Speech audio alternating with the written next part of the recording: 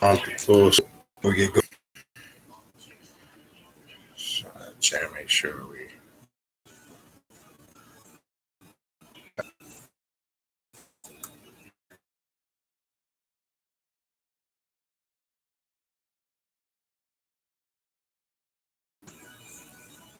All right.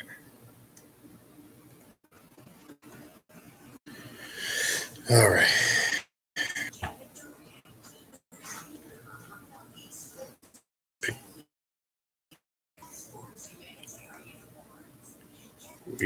We're gonna wait.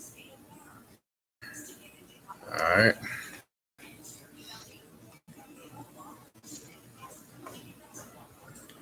All right. Just waiting for a couple of people to come in. Then I'll begin and get into the topic that we're going to talk about this evening. Well, something funny I'll share real quick. Apparently, the last video I got an email from some born again, sanctified Christian. It was hilarious. They must the stream last time because you do it on that Google Hangouts platform. For whatever reason, that shit lags afterwards. It takes a minute to shut down and them to edit it. Well, they must have came in. We were done, and so they sent me an email. I was dying, and they were like, "Yeah, we're gonna pray for you." They got really fucking spooked out. So, that tends to bring some of the spookies to the table, unfortunately. But I've said a million times before since day one. This ain't for everybody. The thing I don't understand is if you're that scared and that spooked out and sanctified or whatever, and you all super Christians or whatever difference of opinion you have with this path, then why do you even come to the room? That's the whole thing. Why are you staying here listening to what we're talking about? Because obviously something within you is resonating, regardless of how pissed off or disagreements that you're in, but you're staying for a reason, and you should be questioning that instead of trying to justify why you're feeling what you're feeling by trying to attack back with your personal philosophies and ideologies. But the email was hilarious, man. This is just same old rhetoric. So, I make it simple. If you don't like what we talk about here, leave. If you act stupid, we're just going to remove you from the room because I don't have time for that. So, but the email was funny, and so when I get emails like that, and I don't get too many of them, you get one in there once in a while. And again, if you just came in, it was a lady who saw the last video about voodoo, and I guess it spooked her the fuck out. And, she went into this whole tirade, you need to be saved, this and that. And like I said, I don't really get in dialogue. And, so my response was just simple. You should be asking yourself the question, what made you watch the entire video? Something you focusing on the wrong things, because if you sat there and watched the whole thing, and she knew the video pretty well,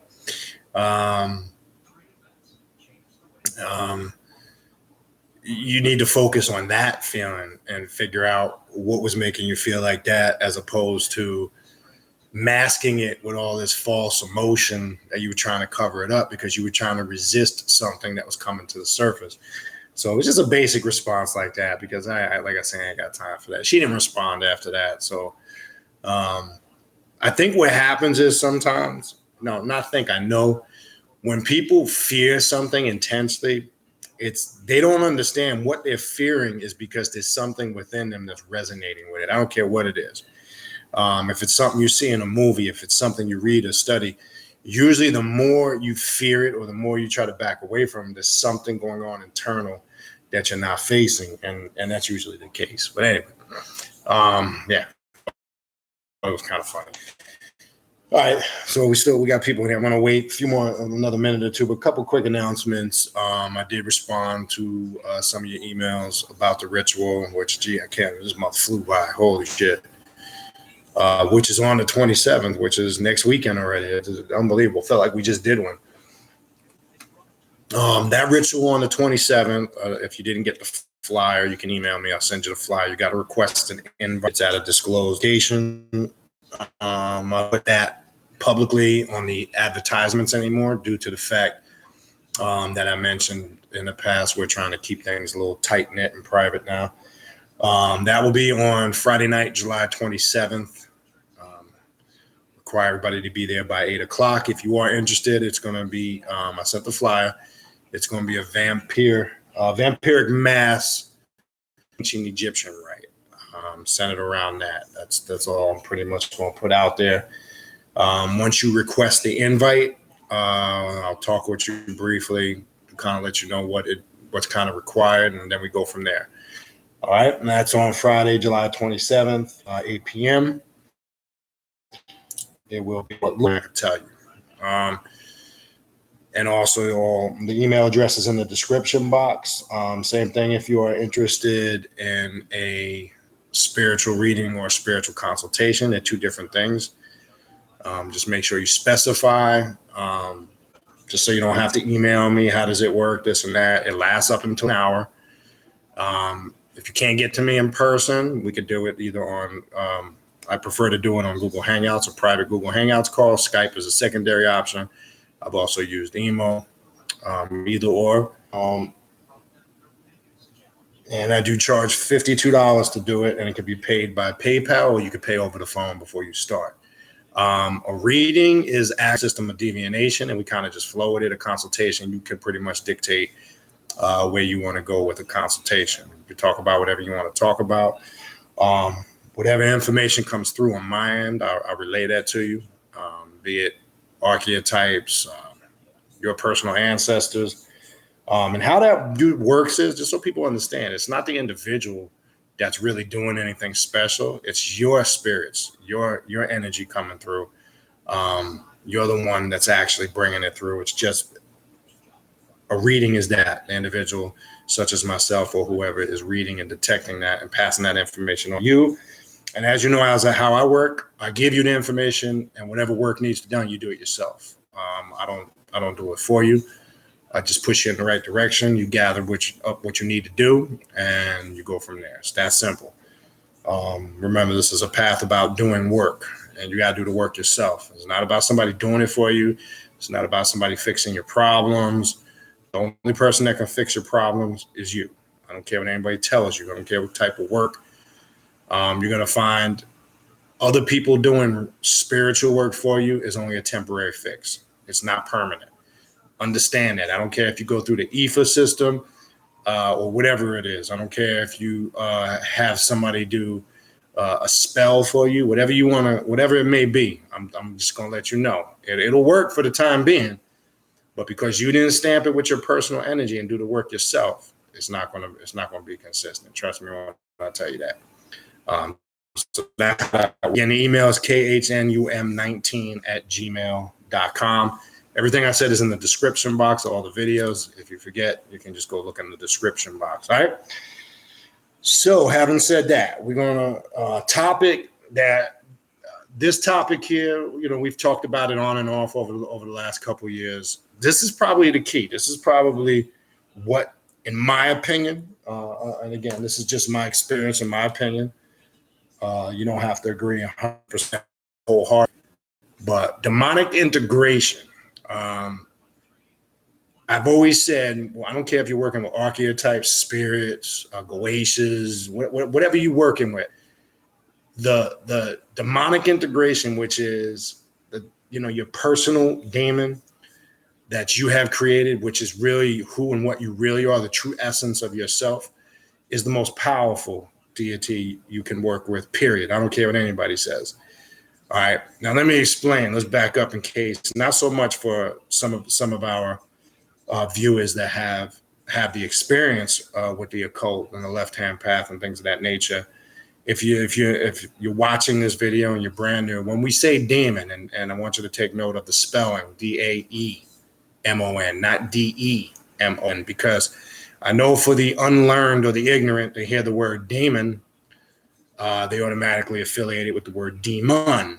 And I've always referred people to the new modern day Bible that you can go look at, which is what Wikipedia, where everybody gets their fucking information from today, unfortunately, it gives you a brief history of the word. And the word demon, D-E-M-O-N, did not come into play until monotheism. All right. That word has a negative connotation. That's associated with religious evil and all that spooky shit. The word daemon, which is the original word that word came out of, just refers to a Greek term, your higher self. When you look up the definition of the word, it says a highly intelligent spirit, right? That's another definition you'll see on the Wikipedia. So look that up.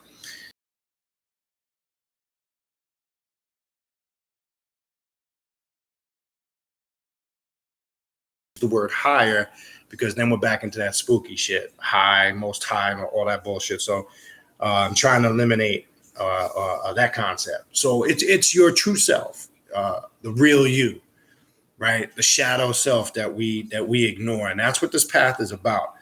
And when you make that integration with your real self, you tend to find out the good things about yourself, in your opinion, and the bad things. And the real integration process comes when you embrace all those things. You don't beat yourself up for your shortcomings, because we all got them. We all got shortcomings. We all got problems. We all have issues. All right. So it's easy, again, as I've said many times, to embrace the good things about yourself. You know, you might be intelligent, smart, very helpful, advocate in the community and all that. That's great. All right. But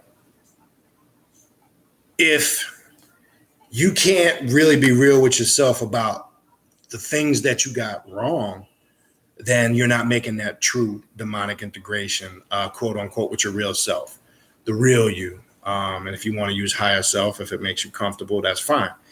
And that's what this path is about. Now, when doing personal daemon work, you connect with that aspect of yourself. Now, it can get in depth and very personal, where you create a certain imagery. You give shape, life, form, and visual to that. You're going to create it as your mind's eye sees the need to be. And however you visualize it is how you need to visualize it. You understand?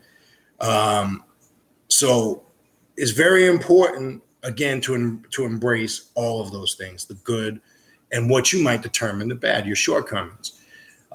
So one makes that true integration by, adjusting those things that need attention or work, right? And then making the things that are working for you even stronger. Because if you got things that are assets, that are your strengths, working this demonic integration will just enhance what's already powerful. But that's not going to be your challenge. Your challenge is going to be getting those things about yourself that are fucked up correct, right? What do I mean by that? And before I go, I got a couple of things that I have prepared. You might have a bad temper. You might have a super fucking ego where you think you're right and everybody else is wrong. You might be maybe not the best father or mother that you can be to your children. You might be standoffish. You might be suffering from sexual addiction or drug addiction. Or these are just a few things I'm throwing out there. This is part of mastering yourself and making that full integration on path. So these are the things. These are real things. Let's be real with ourselves. Let's not act like because we're conscious to a certain level, and I don't even like using that word, we create this illusion like we don't have no problems, or we don't have things wrong with us. That's the first step where you fucked up. Convincing yourself there's nothing wrong with you. Trust me. I don't care what you think in your mind, be it he or she, young or old, you got some shit wrong about yourself. And your true demon self will bring those things out. Now, I mentioned this book before in the past. Two books I want to kind of refer to this evening. The Emerald Tablet, Alchemy for Personal Transformation by Dennis William Huck. It is an alchemical process in a sense where you must transform yourself from one state of existence, way of thinking, entirely to another, which is not an easy job. We use the alchemical principle of making yourself less dense, shedding not letting emotions control you, ego, lust, jealousy, envy. It doesn't mean that some of those energies and emotions, they are necessary, but just when they consume you, anger is something that can be channeled in another direction to become beneficial. We're going to talk a little bit about that. So there is an alchemical process to it, right? And then that takes us to the most popular symbol in the occult that you see that's become very trendy and a fad, the Baphomet symbol, right? The Baphomet symbol is important to an occultist because of what it represents. You understand? And it's that totality, that equilibrium, that balance, that androgynous, masculine, feminine energy, as above, so below. And coagulation is the Latin word from transforming from one state of existence to another. And that's why I did a video a while back called "You Must Become a Baphomet." All right, stop looking at Baphomet. And again, I'm speaking in general, not to anybody in particular. Stop looking at Baphomet as some type of deity. It's a symbol, right? It represents the aspect of this demonic integration, the higher self, the higher intelligent self, I should say, right? You want to acquire and become what Baphomet represents. And that's why it's such a powerful occult symbol.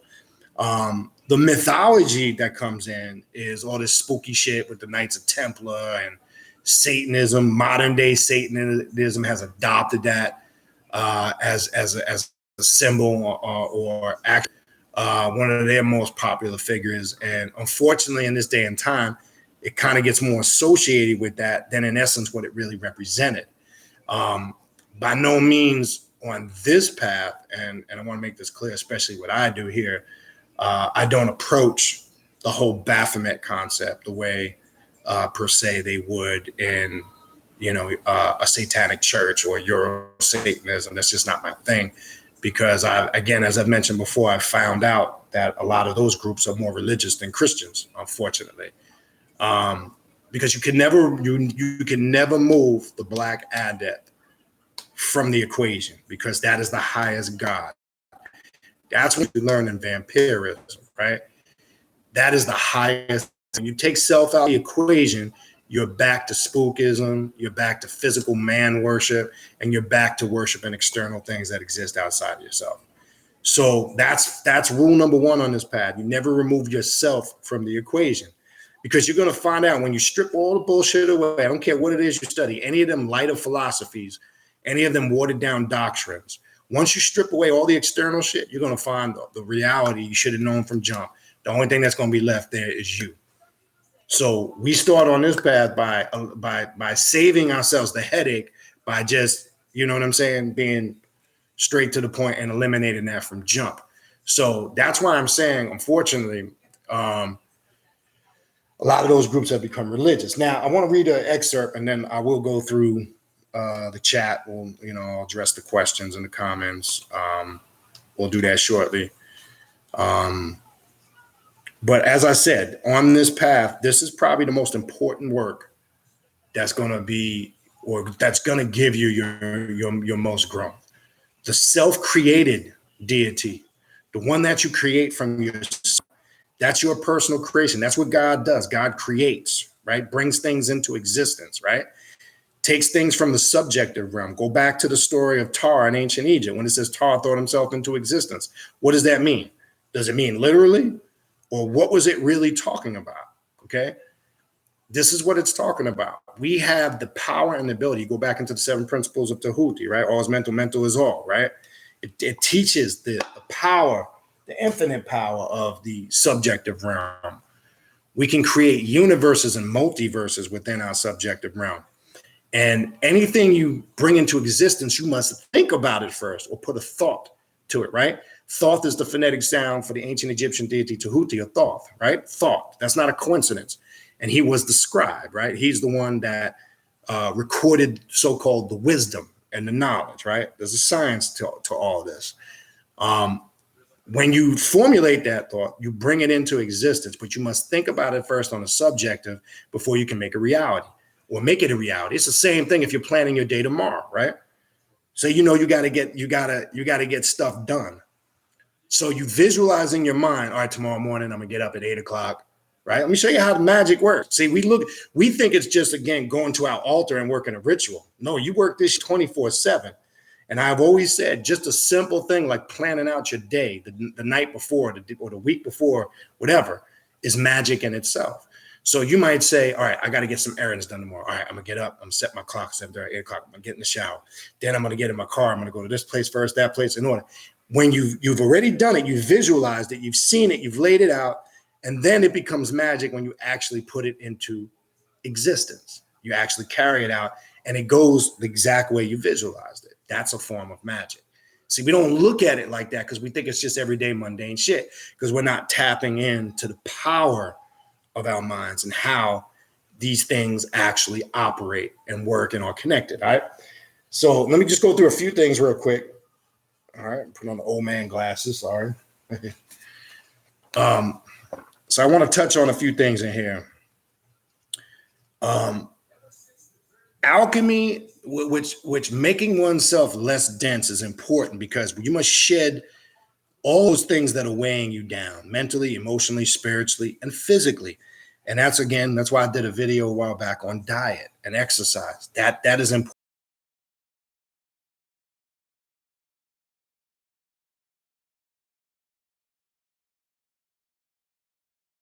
To work. That's a reality. You're going to find if you are maybe out of shape or you're not eating the right foods, you're not getting proper rest, you're not getting enough of exercise. It's going to affect your spiritual work, the power of it, because your mind tends to be clouded because of the things you're putting into it and the lack of things you're not giving attention to. So all these things are connected. All these things are important. So when I say that you must create that harmony spiritually, mentally, emotionally, and physically, right?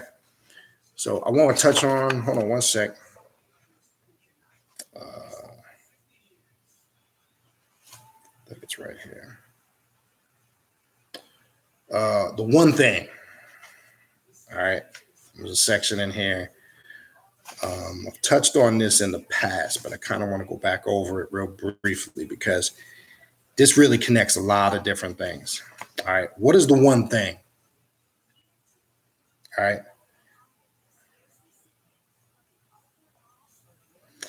The one thing mentioned in the orientation rubric is really the main topic of the entire Emerald Tablet.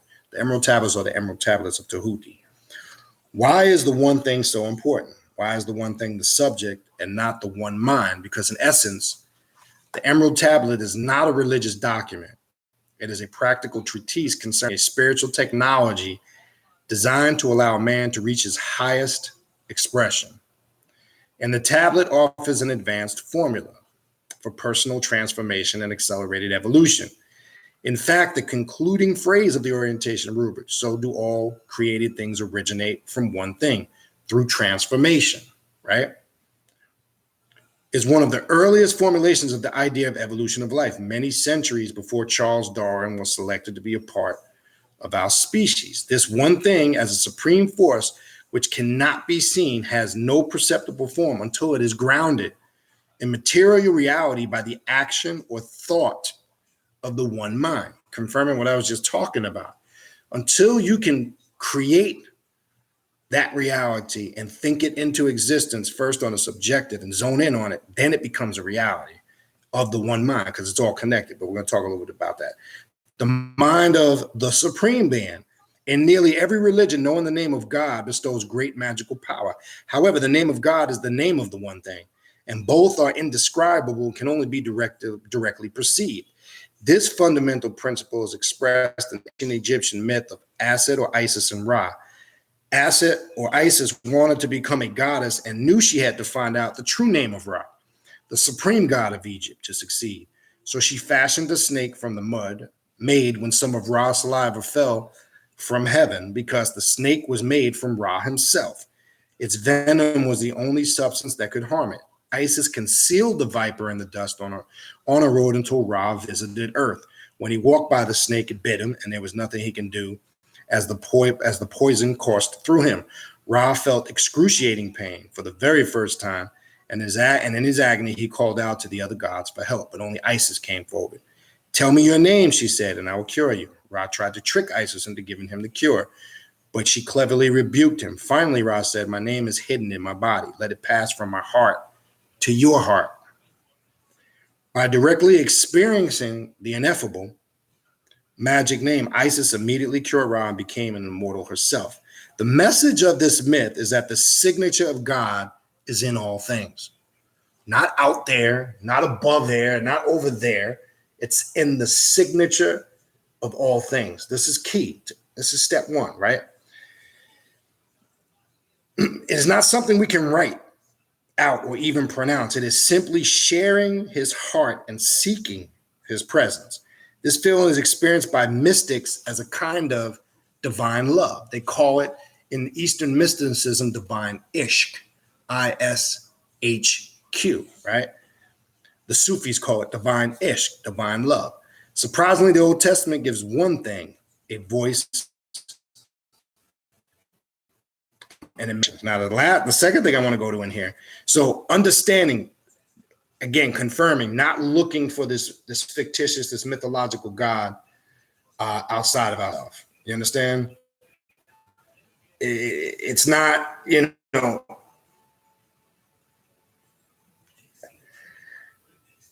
approaching deity, same way some will still do on a conscious path externally. That's not what it is. All right. The other thing I want to get into, I'm going to go into the black ship and go into a short section here and kind of get into the demonic integration.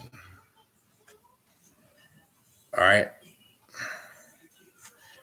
For some time now, the one thing, the integration, what actually is that? How does that work? And how do you work with it? And how do you harness that power? You understand? Because this is the true power of self. This is understanding your abilities, again, your strengths and your weaknesses. But when you understand your weaknesses and you're able to work on them, you could actually cultivate them to become strengths, right? All right, so the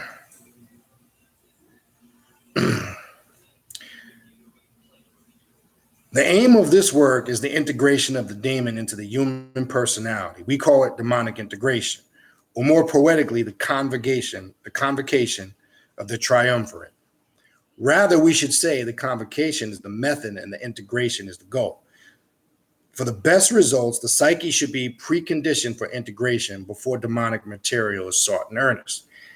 This does not refer to basic invocations of the demon that have been described up to this point, but to the more advanced forms that are described later on down in this book. The first step in this process is to empower the aspect of the psyche. We have called it the advocate by training the intellect and the character. The advocate requires freedom and clarity of mind and must be trained in avoiding logical fallacies and in maintaining semantic discipline and mimetic hygiene. The advocate must learn to be mindful and to live consciously. The power of the will must also be trained and strengthened, and the advocate must cultivate an attitude of personality and self-determination or determinism. All right. Now, thing that's important to understand here, okay, you must completely, when it says the mind must be completely sovereign, what it's basically making crystal clear is all that religious dogma must be washed from your mind. All of those philosophies, personal morals and opinions, all that has to be taught out the window. That's the discipline part.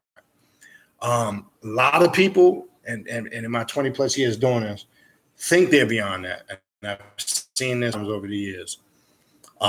They subconsciously sometimes approach the work and they still have a religious mindset and they struggle with it.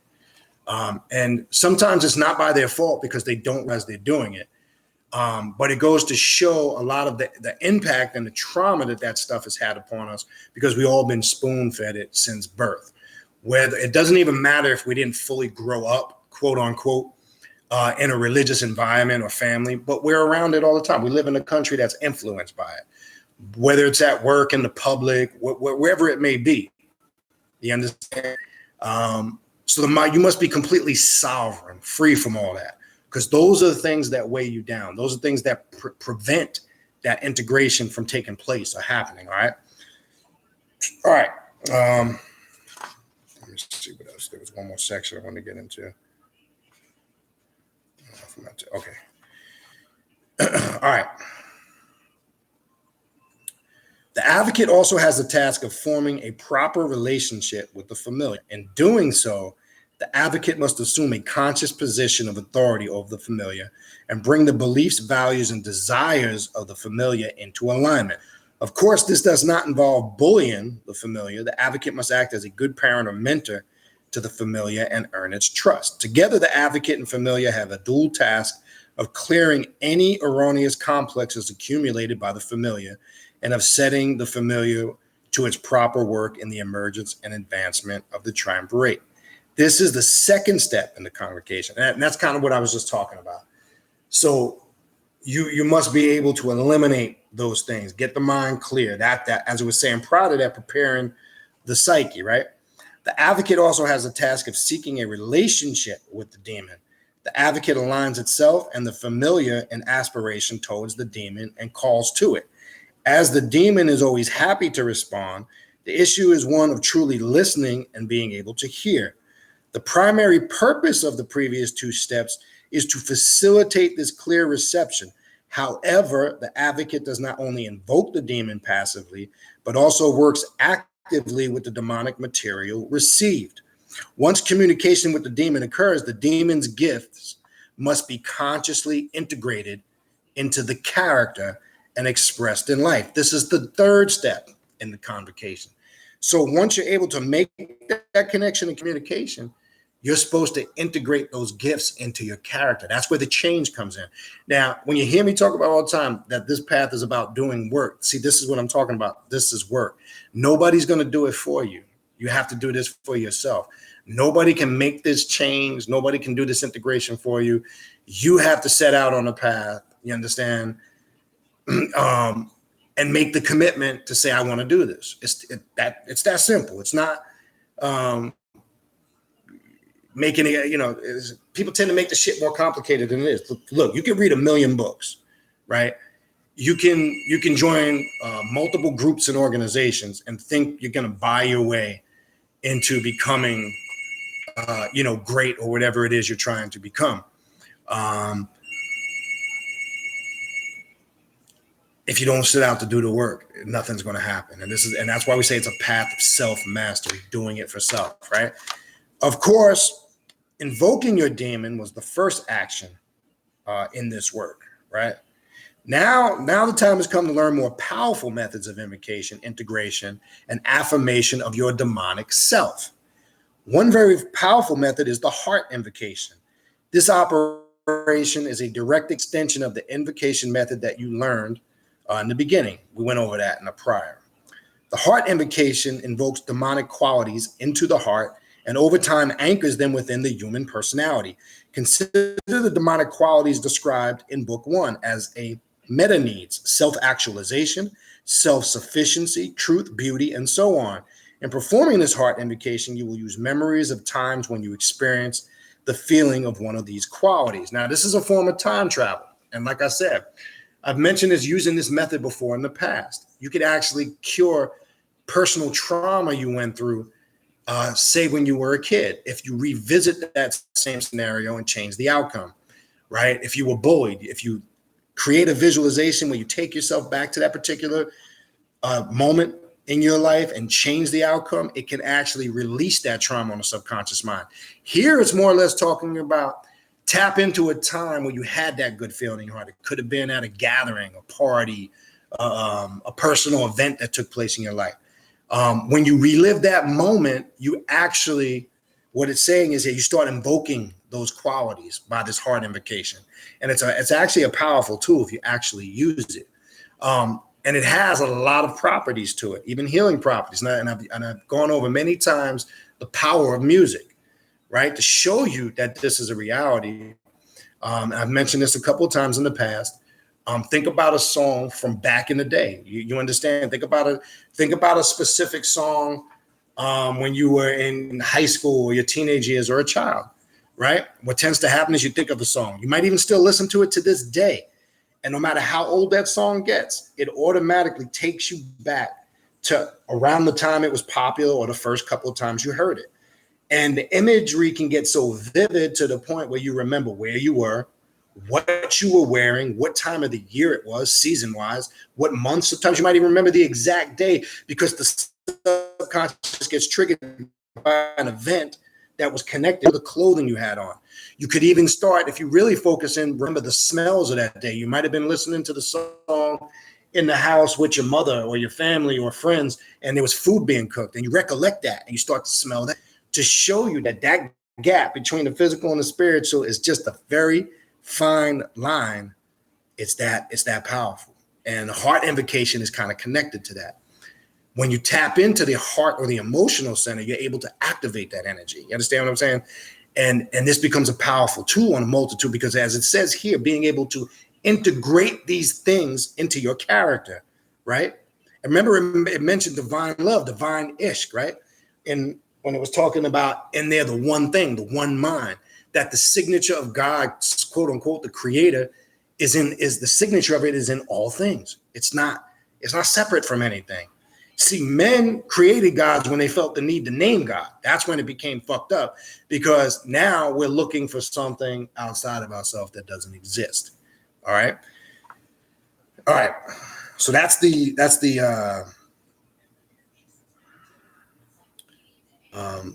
heart invocation. All right. So let me skip down to here. What is the aim of any? Not balance, harmony. It will probably also involve the creation of new elements that mediate between existing ones. The second aim is the emergence from this harmonious pattern of a personal vision and life purpose. This is your true demonic will expressed as essence in action. Once this will becomes conscious, it must be acted upon. All right. As essence is expressed through action, both the ethics exerted and the feedback gained nourish the essence further. This leads to a new cycle of expression. This is becoming.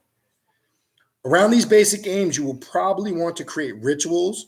Now, here comes the work of actually the path of self-mastery, right? You will start to create rituals, right? And regimens of integration that enhance the personal demonic material that you will receive. Some traditional practices for demonic inspiration already exist, and the most famous probably being Therion's Liber Samek and the magical retirement advocate by Abramelin. You can study these practices for inspiration, but should not imitate them slavishly. Again, as always, your demon will guide you. Meaning, as I said before, don't copy somebody's ritual in a book identical. You'll never grow like that. You're mimicking an energy that somebody else produced. And because it's not of your true essence and nature, not that you won't get some results from it, you will. It won't be consistent over a long period of time because it's not from your true self, your true demon. So as it said in here, it referred to Therion's Liber Samek, or like any other Liber or ritualistic working, you can get a general idea, inspiration, but follow the guidance of the true demonic self and create your own ritual. It really made the connection with your personal demon. It will guide you. You understand? To where you need to be if the connection is genuine. All right. All right.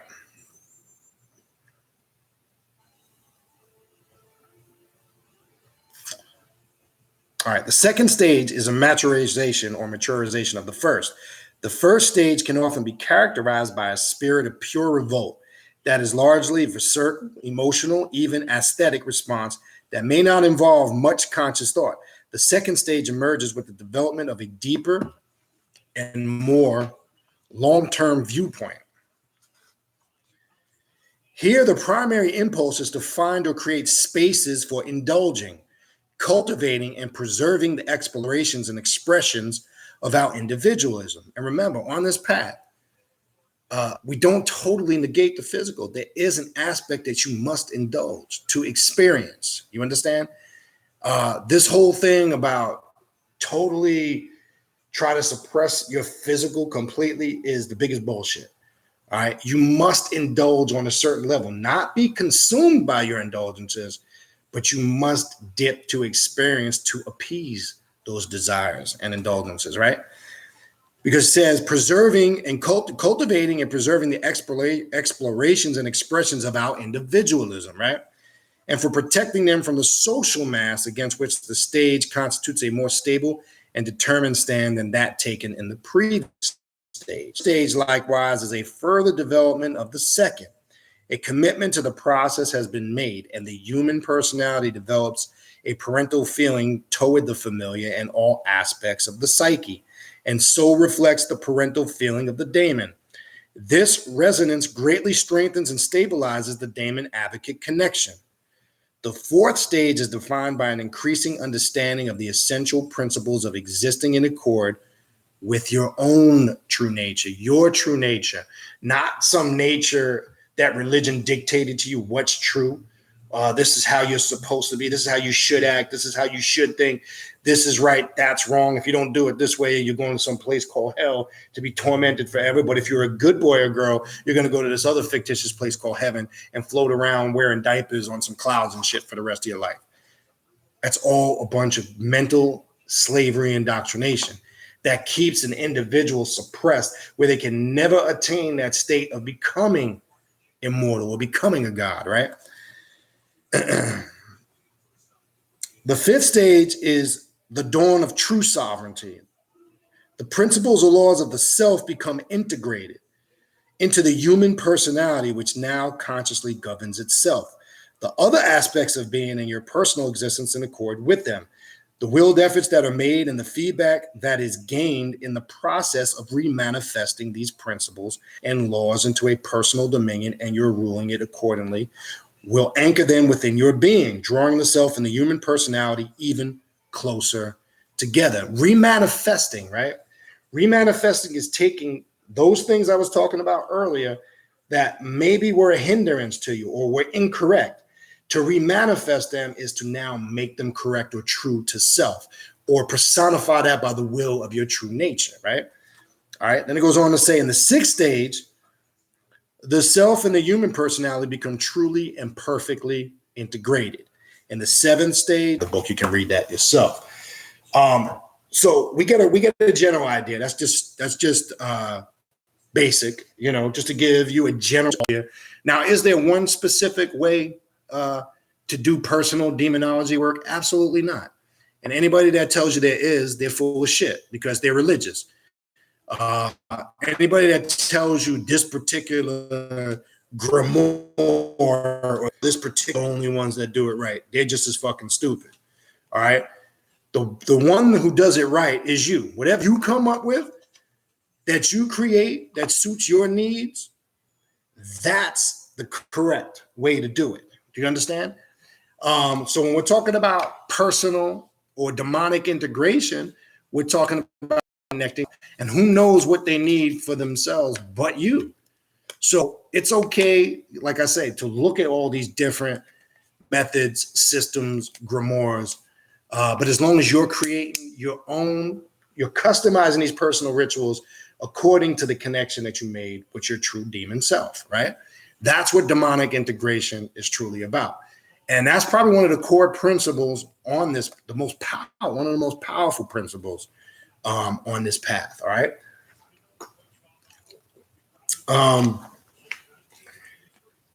It's when you're working with, and we were talking about for the last couple of weeks, we were talking about archetypes, right?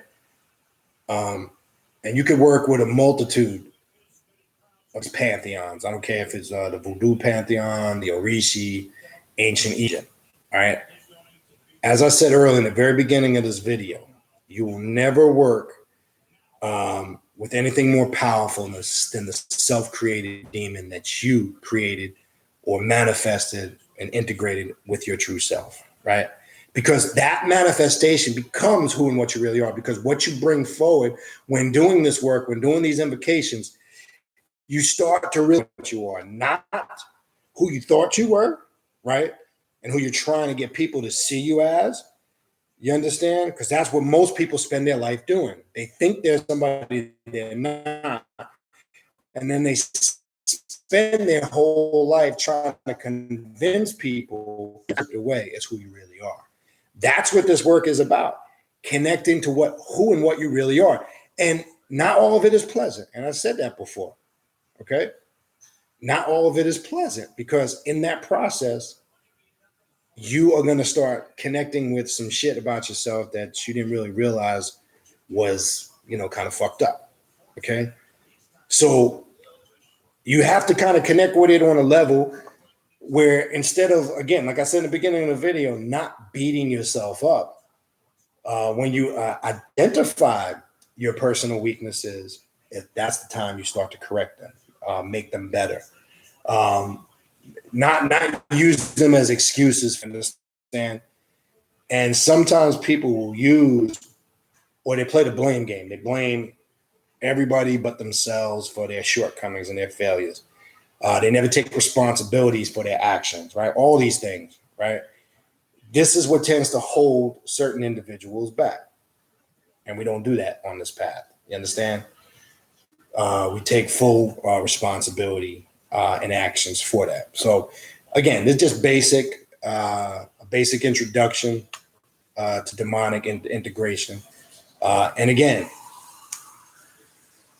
if you're new and you hear that term, we ain't talking about no demons like the Bible mentions, demon.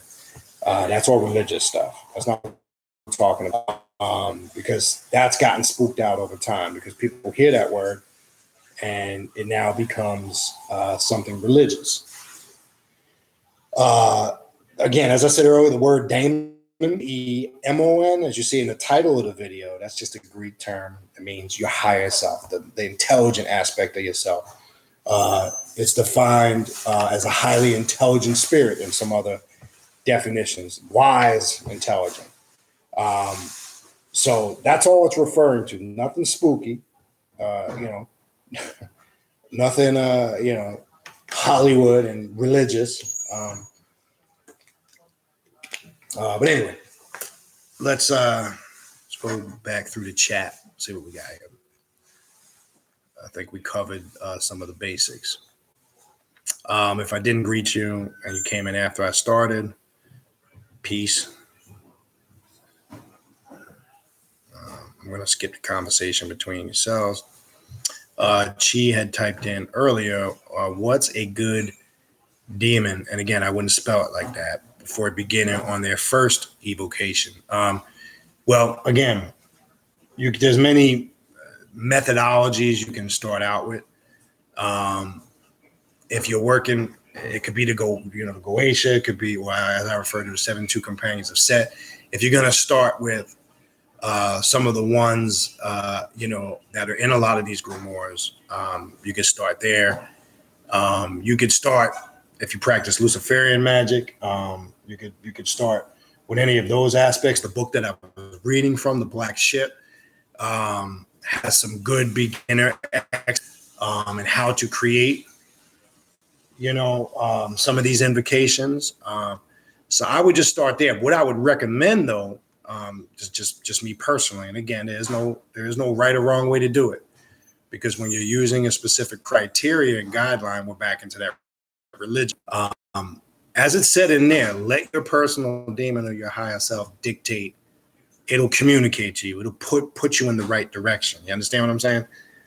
I would start with some of the beginning exercises of connecting with that demonic self. To me, that's the right route to go. Now, again, you could do some of the traditional stuff that's already out there, that will enhance, and it'll help you on your path and your growth and evolution to an extent. But I believe when you start working with the personal demonic integration, that's where the true growth comes. So I would look in some of those areas and them things and see if that pushes you and gives you a right start. All right. Lady Witch typed in, wow, I think, therefore I am. I believe that was in when we were talking about all is mental. Mental is all, I believe it was at that time, if I'm not mistaken. Andre Polk taps in. Yo, Chi, I like working with Abaddon. Okay, I mean, you can, again, as I said a minute ago, you can work with some of the traditional grimoires and things that are out there. That's a start. You're going to find out the most powerful is when you invoke and work with your personal.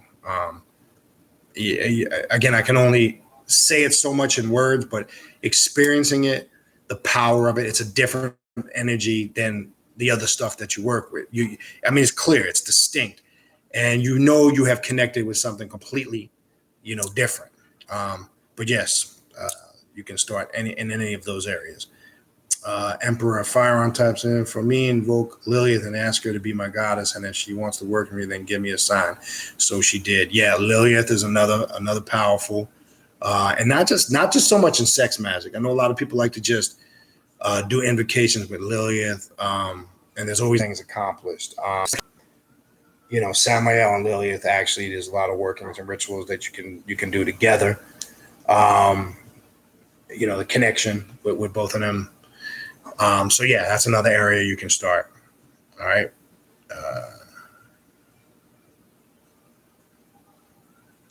Chi said, I guess that's in reference to, I'm not sure where that is. He patient? I'm not sure what you're talking about. Like, I've honestly done nothing with demons before, and I want to get started on my ascension. Again, Chi, I would recommend educate yourself to an extent. Not just with this.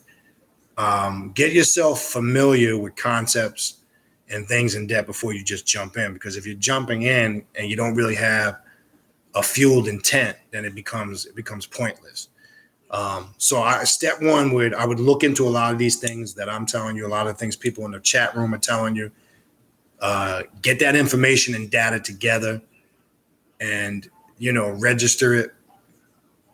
Get it in your mind, and then when the time comes, when you're comfortable, you'll know again what direction to go in. But I would get the basics down pat first. I wouldn't just jump into something intense and not really have a thorough understanding of it. So I would start in some of these areas that are being suggested. All right.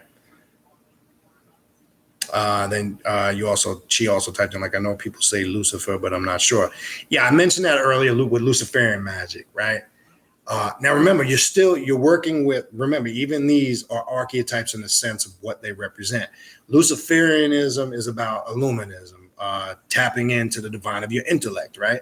The light that a Luciferian see is that intellect. It's not that artificial light, right? And that's why Luciferian, sometimes to a religious person, they hear that term and they start getting into all that religious devil stuff. And that's not what a Luciferian's job is, or what they're seeking. They're seeking illumination. What is the illumination? That intellect, that knowledge, that wisdom, right? That power.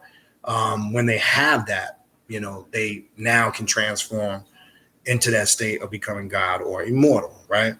And that's why there's the spookism for years over a group, right, called the Illuminati, right? The illuminated ones, right?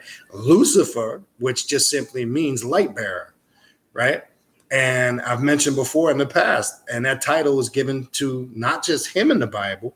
Lucifer, there's in Isaiah 14:12, it refers to Lucifer and it equates him to the son of the morning star.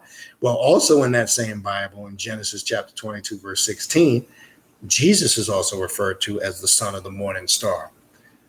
So the question is, who is that God really of the Bible? And is there a difference between this God/Jesus character and this devil character? You're going to find out. No. When you're really on this path and know what you're doing, that's what a Luciferian is. One of the key aspects. He knows, or she knows, how to work with that power. They know there's really no separation in that energy. And that's why I read the first portion in the Emerald Tablets. It's all from the same thing. It's the one thing. But it's knowing how to facilitate those energies and work with them in accord with your will. So someone that's on this path, we don't really, put things in a good bad category and negate things on that level, because that's back to that religious mindset. That's back to that structure that, keeps you dense mentally and you can't make that connection. You understand? So yes, you can. Lucifer again would be another aspect. What else we got here? Tarak, ultimate of all things. I'm not sure if that was in reference to typed in yes, then nothing can affect you. I guess that was a side conversation. Emperor Firearm types in try Lucifer. I heard he's good with beginners. Yeah. I'm thinking about it. About him. Okay. All right. Let's skip the side conversation. Andre Polk types in Abaddon is raw, and it's according to what you're working on. And that's very important. It is according to what you're working on. Emperor Firearm types in wow, the God is in all us. Wow. And that's true. And understanding, how that the power, we use that general term, God, and knowing how to facilitate that power. It's in us, but how do we harness that power? And that's one of the key aspects of demonic integration, connecting with that power, connecting with the true self. But remember, integrating it into all characteristics of your psyche. And actually, that's where the evolution process takes place. You understand?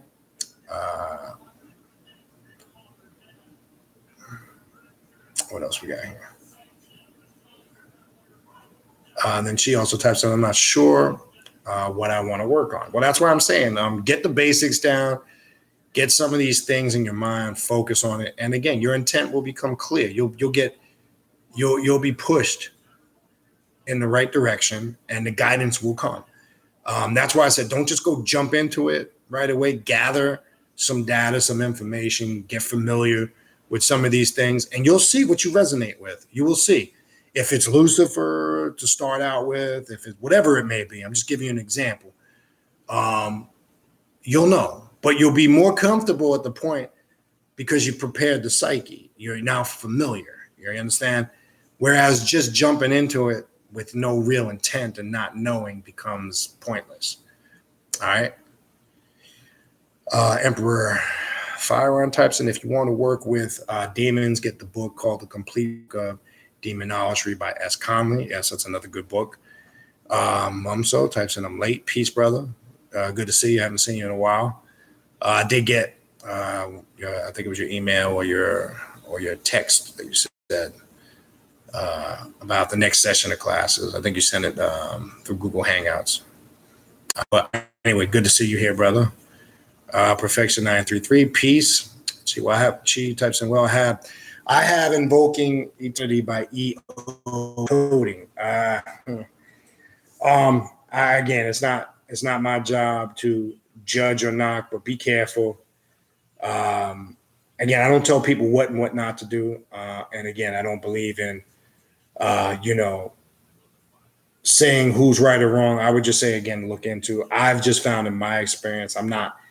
And again, just like somebody may not be in 100% agreement with some of the stuff that I talk about, and that's okay. That's fine. We have the right to agree to disagree maturely. But I've found out from some of my experience, especially I've seen some of the voodoo rituals or voodoo rituals he's done, EA coding and some other stuff, and I'm really not in agreement with it. But that's just me. So I would just be careful with some of that stuff, because when you start working with certain energies and you start opening up, quote unquote, portholes to your psyche, and you don't know how to close those portholes, this can be the dangers of working black magic, where you have not prepared the psyche to work with those energies. And this is where people start hearing walk-ins and voices, and they think that there's people following them and shit like that. I've seen it. It can happen. And I don't say that to scare people. Again, I'm not telling people what and what not to do. That's not my job. That's not what I do. But that's why I'm saying always prepare yourself. When any great soldier goes to battle, he doesn't go blindly. He goes with his armor. And that armor is your knowledge and your wisdom and your understanding. So educate yourself to the fullest, before you proceed. All right. Andre Polk types in. All right. Side conversation. Just to Chi. I'm going to skip the side conversation. Perfection 933 types in, same thing. The Bible says, drop everything you thought you needed. Right. And it's funny because even religious people don't follow that because they're so external. And as I said before, when you look at whether it's the Bible, whether it's the Quran, the Bhagavad Gita, any of these cultures or religions, you can find wisdom in their scriptures when you look at it you look at the exoteric meaning the esoteric meaning over the exoteric, because there is an esoteric meaning in a lot of those scriptures and quote unquote holy books. But religious people are caught up in the exoteric, just the external breakdown of these things, the literal aspect. So you're going to find, as you study and grow on this path, you might have been religious years ago. You're going to find when you start looking at some of those texts now, whatever culture or religion is, you're going to start to be able to cipher some of the hidden jewels in there and just strip away all the bullshit and the nonsense. But yeah, that comes with growing, though. You know what I'm saying? Doma Dan types in EO code, and it's hilarious. I kind of have to agree with some of that. Lady Witch types in, my biggest issue is hearing, even after all this time. It's frustrating. I'm not sure what that is in reference to. I don't know if you're talking about like hearing and knowing what to do and you don't carry it out. Not sure. Maybe I'll see something later on down connected to it. All right. All right, Lady Witch. Let's skip that.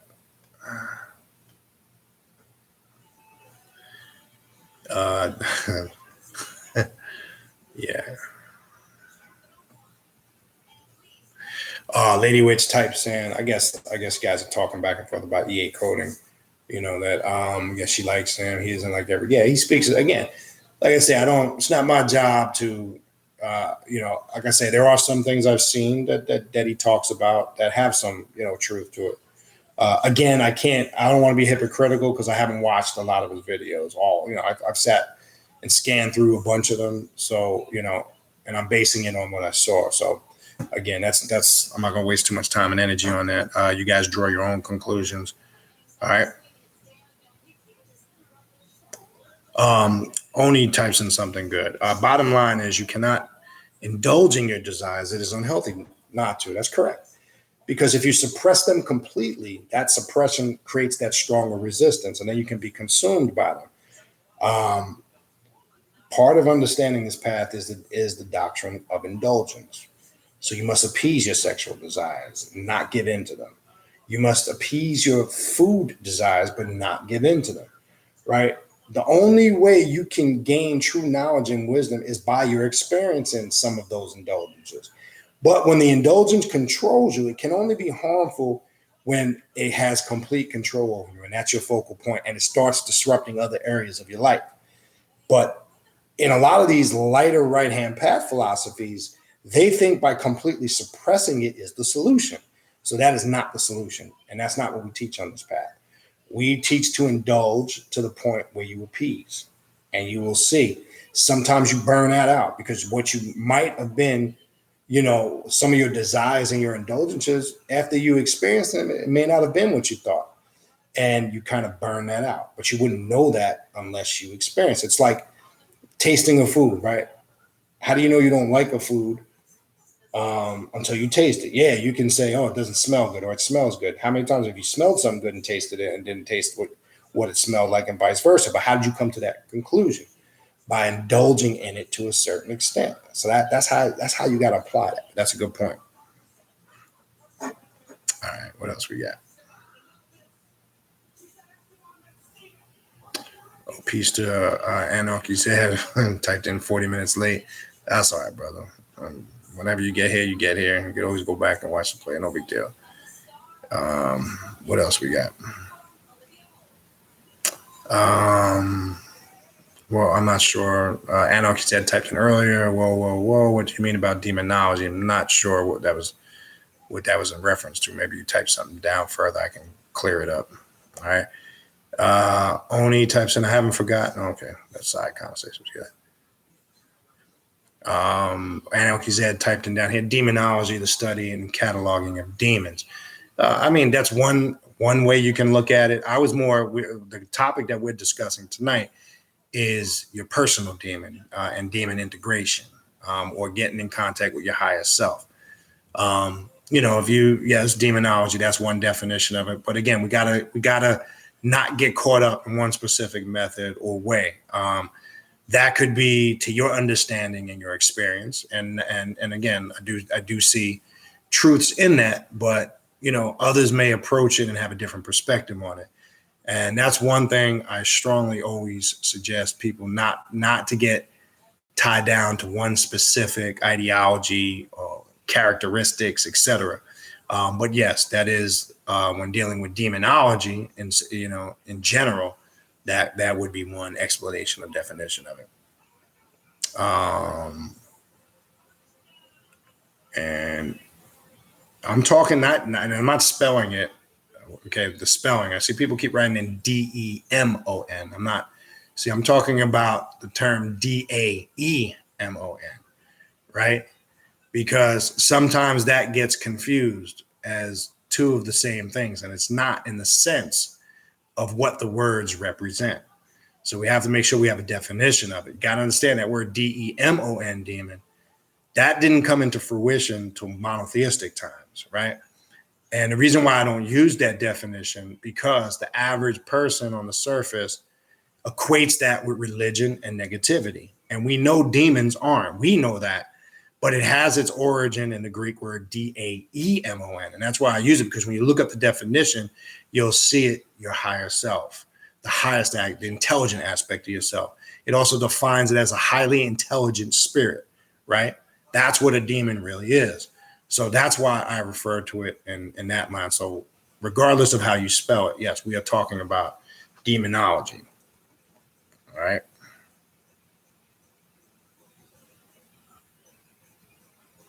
All right. Anarchy said, typed in, I don't agree with this. And again, brother, that's your personal choice. That's fine. You don't have to agree with it, but it's the same thing. Not everybody's going to agree with your definition of it, because your experiences may not, be the same as somebody else's, and you're 100% entitled not to agree. That's fine. What else we got? Oni types in, you have to face the truth when you are on the path to self-mastery. It is the only way. Well, that's, again, and I was saying in the beginning of the video, if some came in late, part of demonic integration, or getting connected with that, your personal demonic integration, is understanding we all have some level of bullshit about ourselves that we deal with. Let's be real. We all have shortcomings. We all have issues. We have problems. We have areas in our life that need improvement. That's part of this process, and doing this is to get those things corrected, because you can't obtain that level of quote unquote immortality or becoming a god if you still got all those mortal things weighing you down, and avoiding it and acting like it doesn't exist. Because if a person says that there's nothing wrong with them, then they're fucked up even more than a person that knows that they got something wrong with them. We all got something about ourselves that needs improvement. I don't care if it's a temper. I don't care if it's an addiction. I don't care if it's something as simple as maybe not being the best parent, mother or father you can be, brother or sister. Maybe you have lazy, shifty ways about yourself. Maybe you're a compulsive liar. And maybe it's the little lies, right? Little lies build to greater lies, right? And the only person you're really lying to is yourself, right? You ain't deceiving nobody else. Just little things, habits, etc. We all got areas of improvement that we need to work on. Part of this path is to become the best person you can be, right? Or become the best being you can be.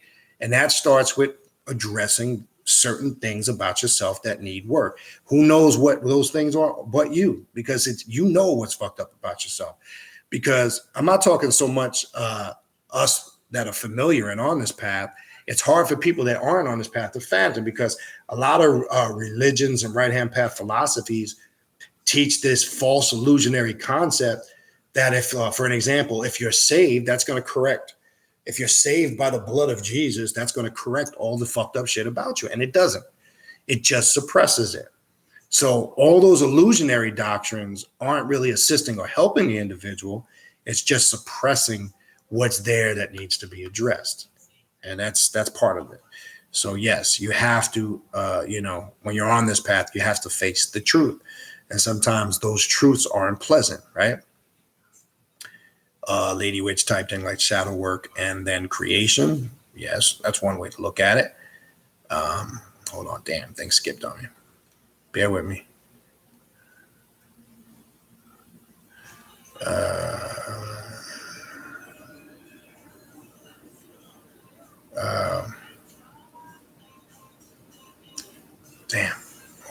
Bear with me. Okay, here we go.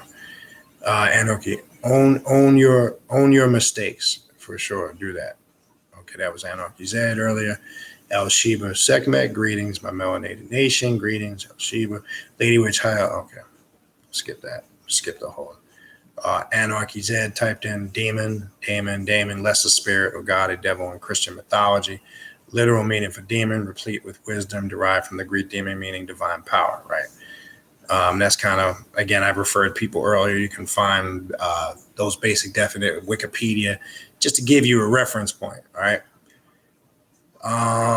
Perfection 933. How do you directly call on your soul or spirit?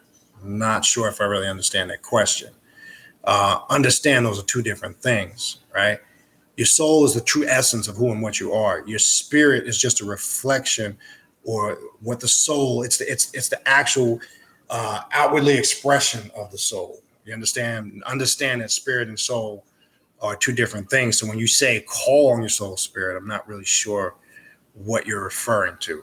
All right. Anarchy Z types in, bro, I think you are mixing demonology with demonolatry. Not trying to insult you. No, you're not insulting me. Correct me if I'm wrong, sir. I appreciate your time and effort. No, I'm talking. I'm not mixing demonology with demonolatry. I know they'll say demonolatry kind of is similar to demonic integration.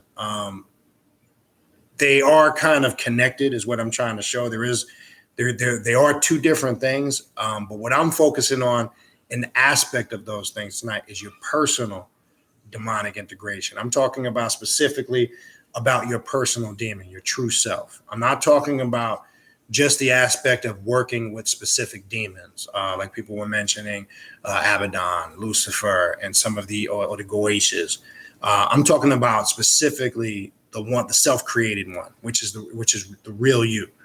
I'm specifically talking about a grimoire, just so we're clear, from the Black Ship, and the author is Malthus. And it's specifically on invoking your personal demon and creating your personal demon. So they're kind of connected and they have their functions. Just so people are not confused. So hopefully that assists you in some way. All right. What else we got? Skip sidebars.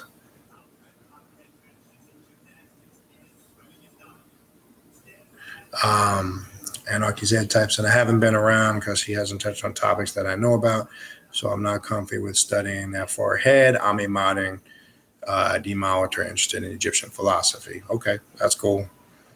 Mumso types, and I've noticed that the sigils of I'm sorry, bear with me here. I should be putting on my damn glasses, man, but I've noticed that the sigils of the goetic demons look like vivas and also remind me of parts of the human brain. What does anyone know of the connection between these elements? Well, there's a lot of connections between them. Because remember, if you look in a lot of the voodoo sigils, you'll see very similar to what you're also talking about. Remember, symbols or sigils are always emitting and projecting consciousness to our minds. So it's not a coincidence that you're seeing imagery that connects the two. You're going to see that in a lot of different cultures. It could be the Goetians, like I said. You'll look also in a lot of those sigils in the voodoo pantheon, and you'll see the same thing. So there is a connection between those elements, between you as a being and your mind, because again, all of it has its essence and origin in the mind. All is mental. Mental is all, and that's what sigils do. They unlock parts of your psyche. They access parts of your psyche, you understand, that you may not have been familiar with. And it projects certain consciousness and knowledge to it. And that's how you're able to tap in by way of the sigils that symbolize some of those particular, it could be demons, archetypes, in whatever philosophy or system that you're utilizing. So there is a connection.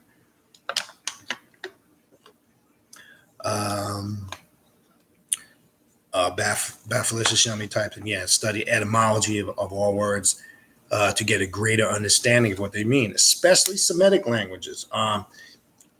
When you're reading concepts, if you're studying Dravidian culture or the Hindu pantheon, you're reading Sanskrit terms, for an example, they're trying to translate in English. And I'm not saying you need to be a Sanskrit scholar, or if you're reading the Bible or the Quran, you need to be a full Hebrew or Arabic scholar, but you should have basic comprehension in some of the key characteristic words and meanings of some of the concepts of those cultures and dogmas, because most people don't, and they take, false interpretations given by people who put books out on this shit, and they don't even really know. You understand? So yeah, you should always make some conscious effort to do that. Straight Panther kind of just, I guess, had mum, so kind of similar to what I said. Anarchy's head typed in EA coding is the used car salesman of the occult. Yeah, I mean, like I said, I don't really, it's not my job. Like I say, I've scanned through some of his videos. I don't want to go back to it because I know I've addressed it already. So I don't want to be hypocritical. I just wasn't too, there was some stuff I saw with the voodoo I didn't agree with because practicing it. Some stuff I saw with some African traditions being initiated in it, I didn't really think was on point. But again, hey, at least he's, taking a stance as far as not being a conformist. Now, it's going to be up to the individual, whether you agree with what he does or not. That's entirely up to you. So I don't really get into the bashing thing. But yeah, I'm not really I wasn't really 100% feeling it. But Emperor Fire and types in, where can I do to practice? I think you meant to type in, where can I go to practice black magic? It's not like there's a club. It's not like there's a black magic club. It's kind of hard. The best way we found, like we've built up, it's probably best to find where there's conscious circles, like maybe where there's classes. I've found good places to start where people hide in lesser, like higher magic systems. Like maybe find a OTO lodge near you, because you're going to find in the OTO lodge, there's people that practice a lot of different other stuff. Find circles where these topics are discussed, and hopefully, like we've done in this area, it'll lead you to like-minded individuals, and then you can kind of form your own groups and have your own gatherings and things of that nature. But unfortunately, it's not like a religion or a Masonic lodge where you can just unfortunately just you go and fill out an application, and I couldn't tell you. I would just try to research what's in your area, find out what kind of groups they got there. I know OTO Lodge is usually a good place because they usually branch out into other things. What's that other shit they got? Oh, fuck. Oh, man, it's that thing online where you can announce events. I can't remember the name of the website. Shit. Damn. I would go on that. If it comes to me, I would tell you. But that's the best thing I can. It's kind of hard not knowing, where you're at and what's around you. That would be a start, though. All right.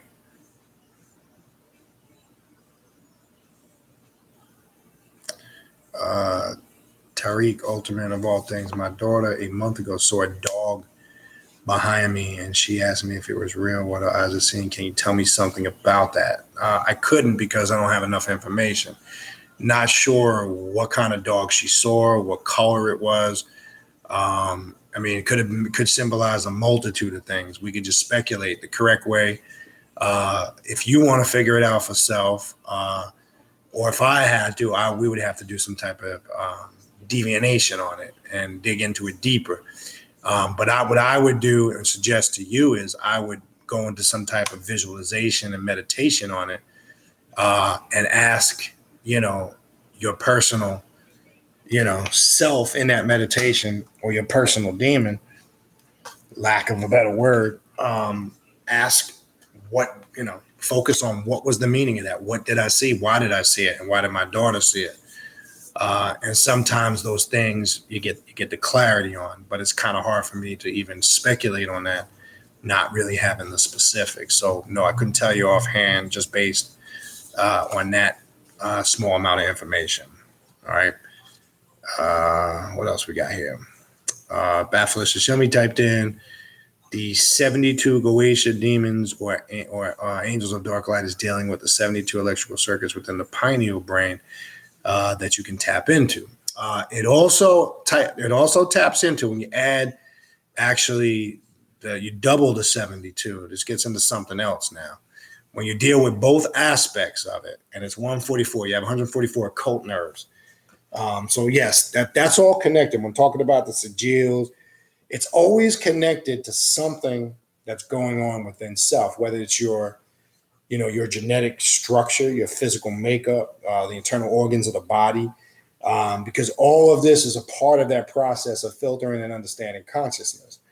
So as Mumsu had typed in earlier, seeing some of those sigils and describing them and how they look and are connected to or are connected to the human brain. Yes, all that stuff is definitely there. And again, that goes with doing your study, doing your due diligence. And that's why I said when you're working, when I was talking earlier, I believe it was to Emperor's Firearm, that's why I say gather your information, your data, get as familiar with it as you can.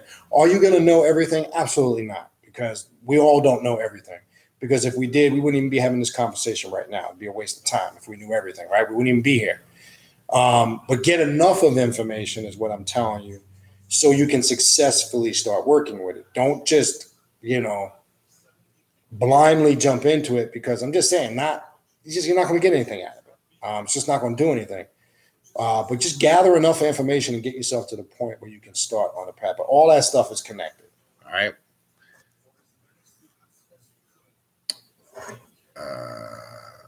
Any other chi type? And I think we kind of went over that. Any other good beginner spirit or demons to evoke? We kind of touched on that already. Oh, okay. Lady Witch clarified something she said earlier. I got you now. I just mean hearing what my spirit is directing me to do. All right. Now, again, remember I was saying earlier, part of mastering yourself, there must be that harmony between the spiritual, the mental, the emotional, and the physical. And that's why I was saying earlier, sometimes that can affect your spiritual work. Now, I'm not sure. And again, I'm just going to be to the point. I don't know your physical condition. I don't know if you have any health issues. I don't know if you have any medical issues. I don't know if there's any things there mentally, medically. Because remember, one of the key things is to the best of your ability, be in sound mind and sound body. So maybe if you're having a struggling concentrating on listening to the spirit convey, as the term you used, it could be there's something within those areas, blocking that lack of concentration, not being able to hear or carry out fully. So again, maybe you'll type something down later. I don't know. I would start there. See, I always tell people, start with the physical first. It's not always way out there on the spiritual tip. Sometimes it's something basic, physical. Start, ask yourself and be honest. Evaluate your physical health. Are you getting enough rest? Are you to the best of your ability? We all struggle with food to a certain extent. Are you taking care of your body to the best of your ability? Start there, because that does have an effect on your spiritual work and your spiritual life. I don't care what anybody tells you, because if your breathing is out of whack and you got, say, high blood pressure or diabetes, that's going to have an effect. That's just a fact. You know what I'm saying? And that could be some areas of improvement. And I'm just speaking in general now, that an individual might have to work on about themselves. All right. Yeah. So hopefully maybe I'll see something later. All right. Anarchy Z typed in smell is 60% of taste. True. Anarchy Z said personal demons. I call mine patron demons. Yes, that's another term you will hear for that. Again, that's why I said earlier, there's so many different, it's all connected. It can become a little confusing because there's so many different perceptions, not just with this, not just with, demons. It could be Luciferian magic. You're going to have a multitude. I mean, you'll have one particular practitioner looks at it a certain way and sees things that maybe another don't and have their perception on it. I say the best way is you take out of those things what works for you. And if it doesn't resonate with you, then you just simply leave it alone. That's the solution to that. Because for an example, vampirism, you can get 6 books by 6 different authors and you're going to have 6 people that see the same thing differently. That's what I'm trying to talk. That's what I'm talking about. I don't get caught up in that. The best way to alleviate that is if I try to study and absorb everything, you take out of it what you can and make it work for you. And if there's something that you're not really resonating with, then you just leave it alone. That's not, again, not just with this. That's with any spiritual system, because you're going to find that whether it's books on Luciferianism, whether it's books on African witchcraft and sorcery, whether it's books on demonology, whatever it is, you're going to find you're going to have a multitude of perspectives and opinions on it. And I don't get caught up in the personal right or wrong thing, because that's pointless. I just whatever resonates with me, I take that concept and I make it work for me how I see fit. That's why I was saying earlier with rituals, same thing. When you're reading these books, because the individual that wrote that ritual, he personalized and customized it with his personal energy. So you never want to replicate it the same exact way, because then you're connecting with an energy that individual created. So make the adjustment where it suits your personal needs. Now you put your personal stamp on it. Your energy is on it. It becomes more powerful. How do you know that? By the results and the experience. Now, step one, as I said earlier, it feels different. It doesn't feel like it's like, all right, reflect back.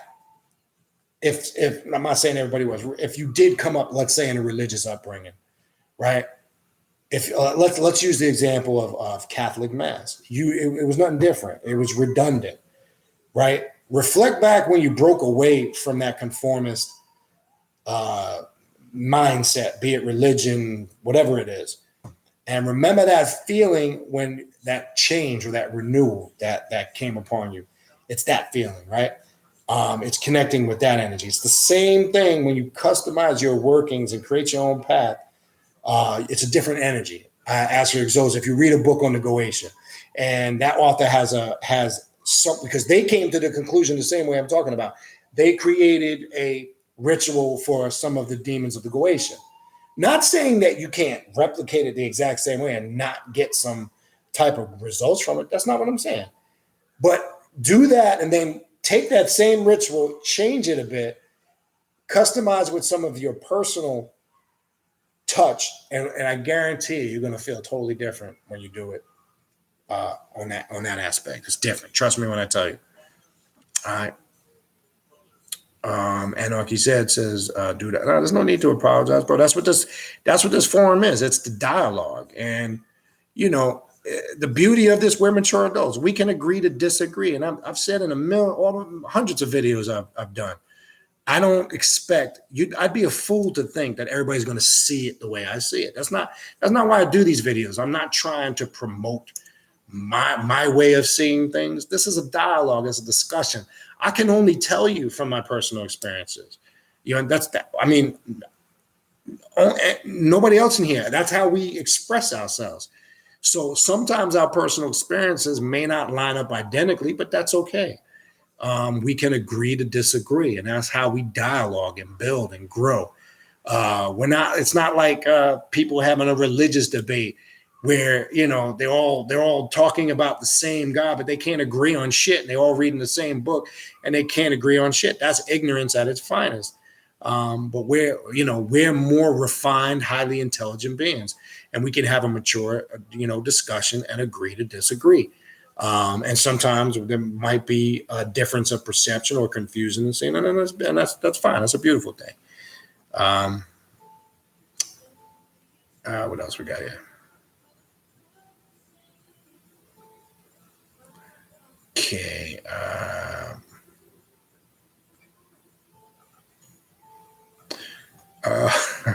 Lady Witch typed in, no comment on certain right hand path beliefs.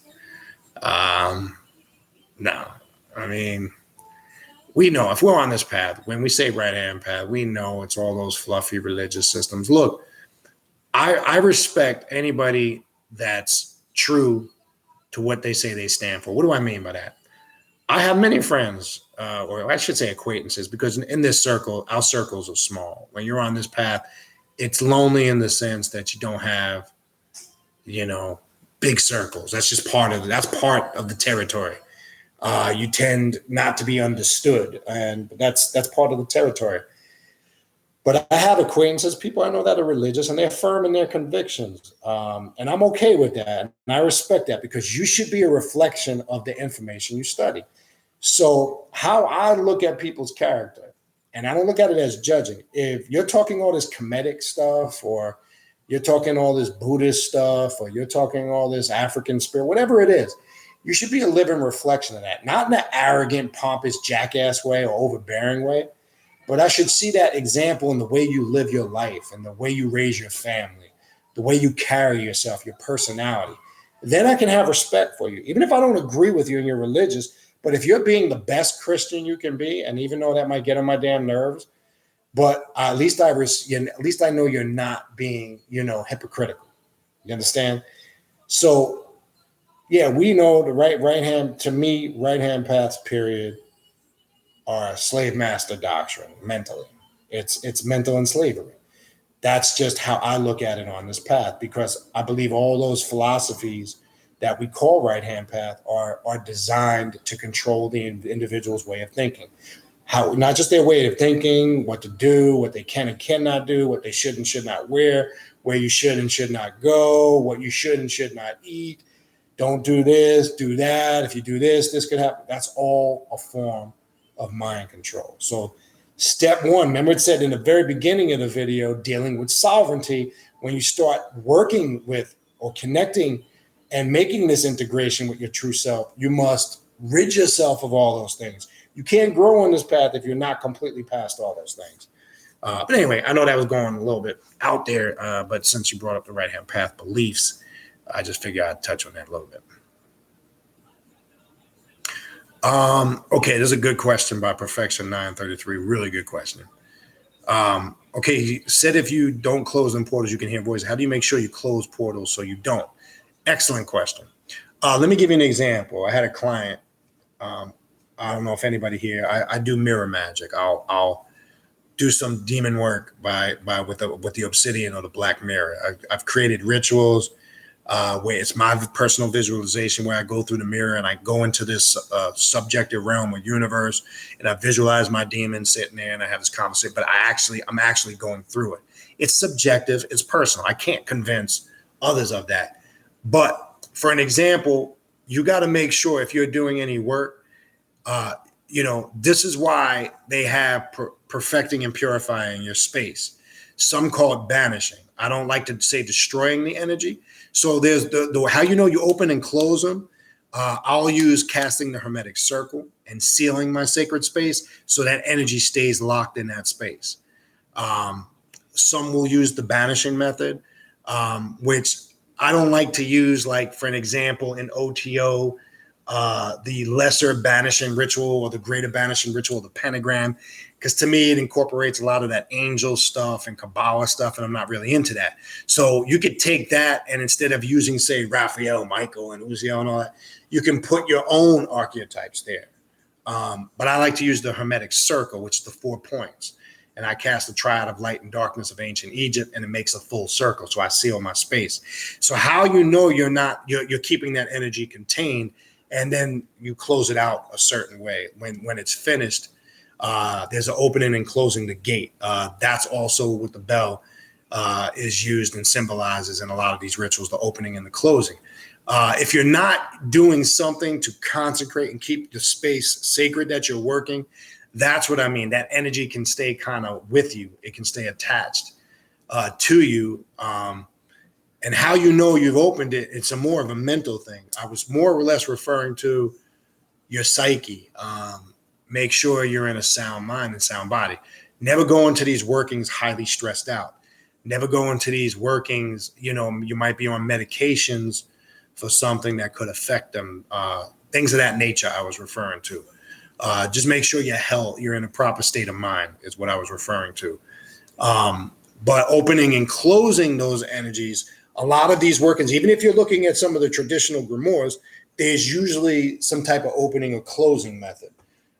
So make sure you're doing those things.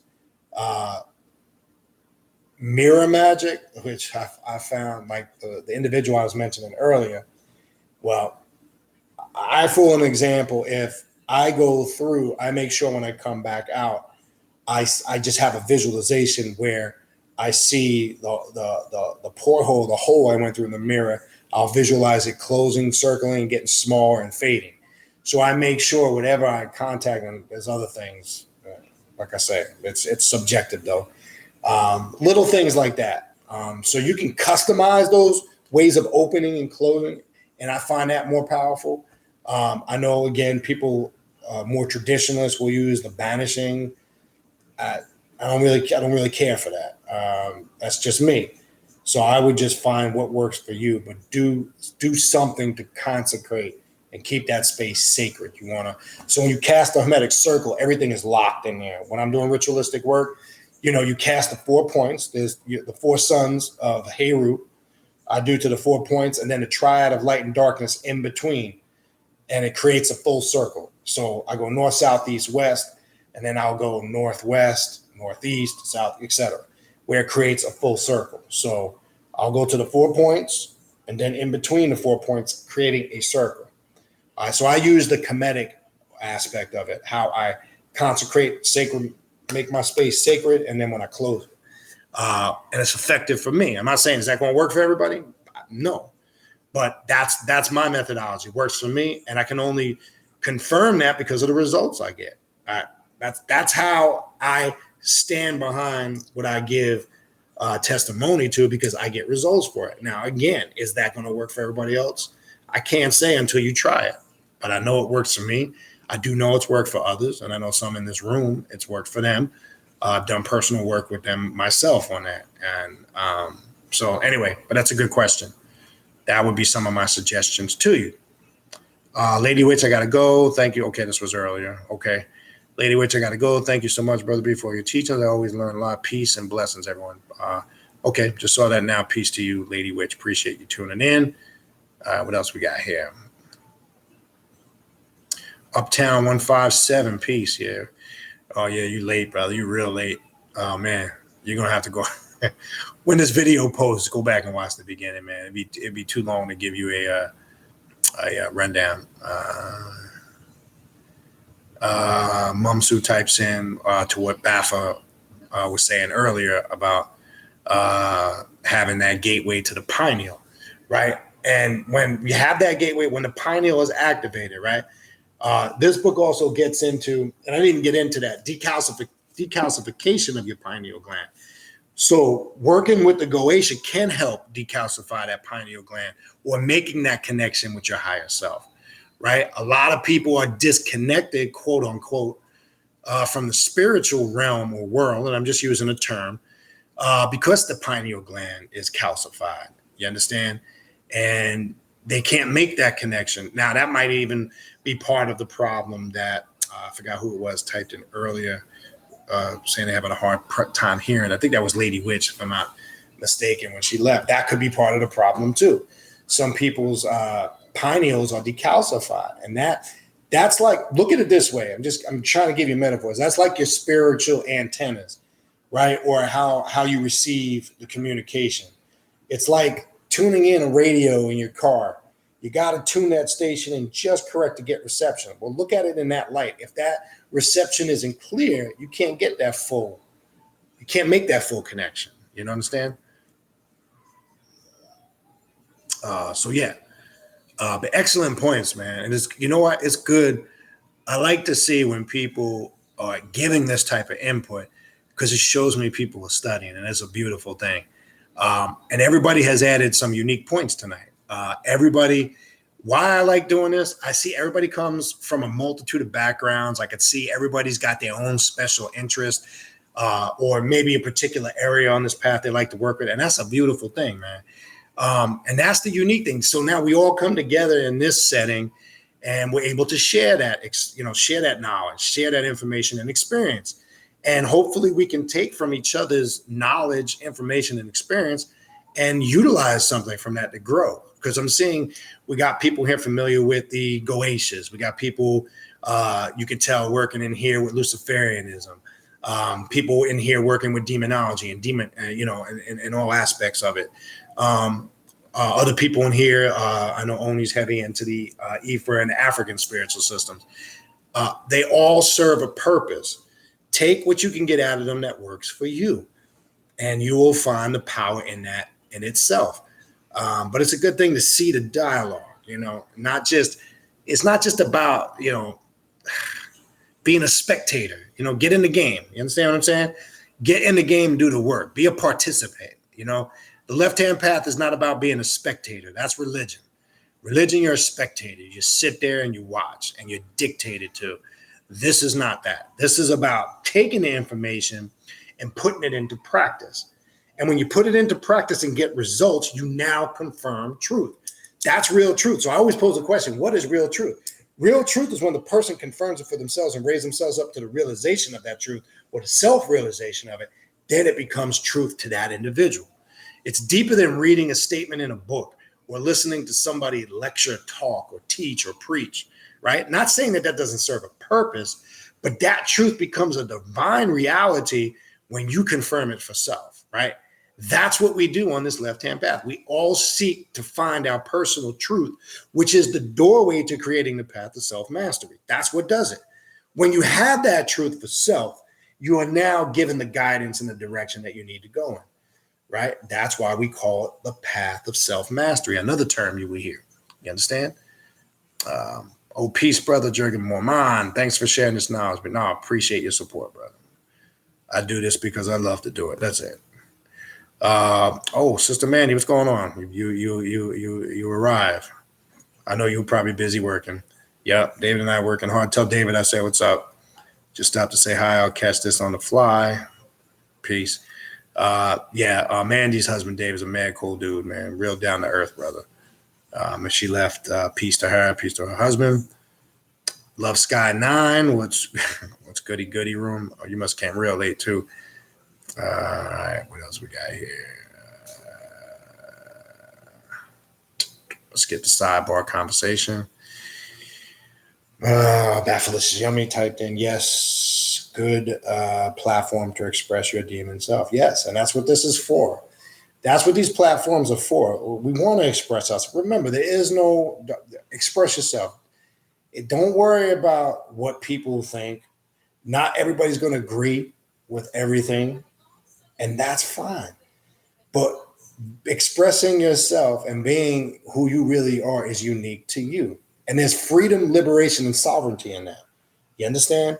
And that's part of becoming that sovereign mindset and ridding yourself of those things that might be weighing you down. That also ties into the throat chakra. Throat chakra deals with expression. If some people usually that have issues with their throat chakra, they tend to hear stuff, and sometimes they're afraid to express themselves, and they usually tend to be people that keep things bottled in on a personal level too. Don't do that, because that builds up a lot of suppression. That builds up a lot of trauma on your psyche and subconscious mind. So, no, by all means, that's what this is about. What else we got? Love Sky 9 types in. Okay, this is what I guess I was talking about this earlier. I totally understand that my dad considers himself Christian, but he does magic without knowing it. His faith alone, and he doesn't preach it. He doesn't go to church. I learned a lot from his mindset. Yeah. And that's fine. Again, we're not on this path. We don't go looking for people to bash them. Like I said, I don't fuck with nobody unless they get stupid with me. But if you start forcing your personal beliefs on me and your religion, then yeah, I got to pull a can of whoop ass out and put you in place. But that's the only time you should do it. Respect people's cultures, respect people's religions, whether you like it or agree with it or not. Don't get all caught up in your emotions and your feelings, unless that person is being arrogant, overbearing, and a jackass, and they're trying to force the shit on you. Then yeah, you have every right to retaliate. Because we don't deal with that philosophy on this path, turn the other cheek and take, no, fuck that. If somebody's fucking with you and you got to defend yourself spiritually, mentally, emotionally, or physically, you do what you got to do. Let me make that clear. We're not no punks or bitches on this path. But we don't go looking for confrontation is what I'm saying. We don't go looking to start shit. It's not about bashing people and trying to impress them with what you know, because we could easily smash a Christian apart and destroy their very foundation. But that's not what we do. You understand? So regardless, if your dad conducts himself in a productive, respectful way, then so be it. But first and foremost, remember, he's your father first. Never forget that. And sometimes we lose sight of that. Family is important, So as long as, do we have family differences in life? Yes. Do family not speak to each other because of stupid shit? Yes. But if you ain't got that going on, and you got that respect and connection, that's your father first and foremost. That's your mother. It's your brother, your sister. That's more important. It pains me over the years, including myself and my own personal experiences in my family, to see families destroyed over stupid shit. And I've experienced it myself in my family. I ain't gonna get into it. I'm sure we all have stories to tell in that area.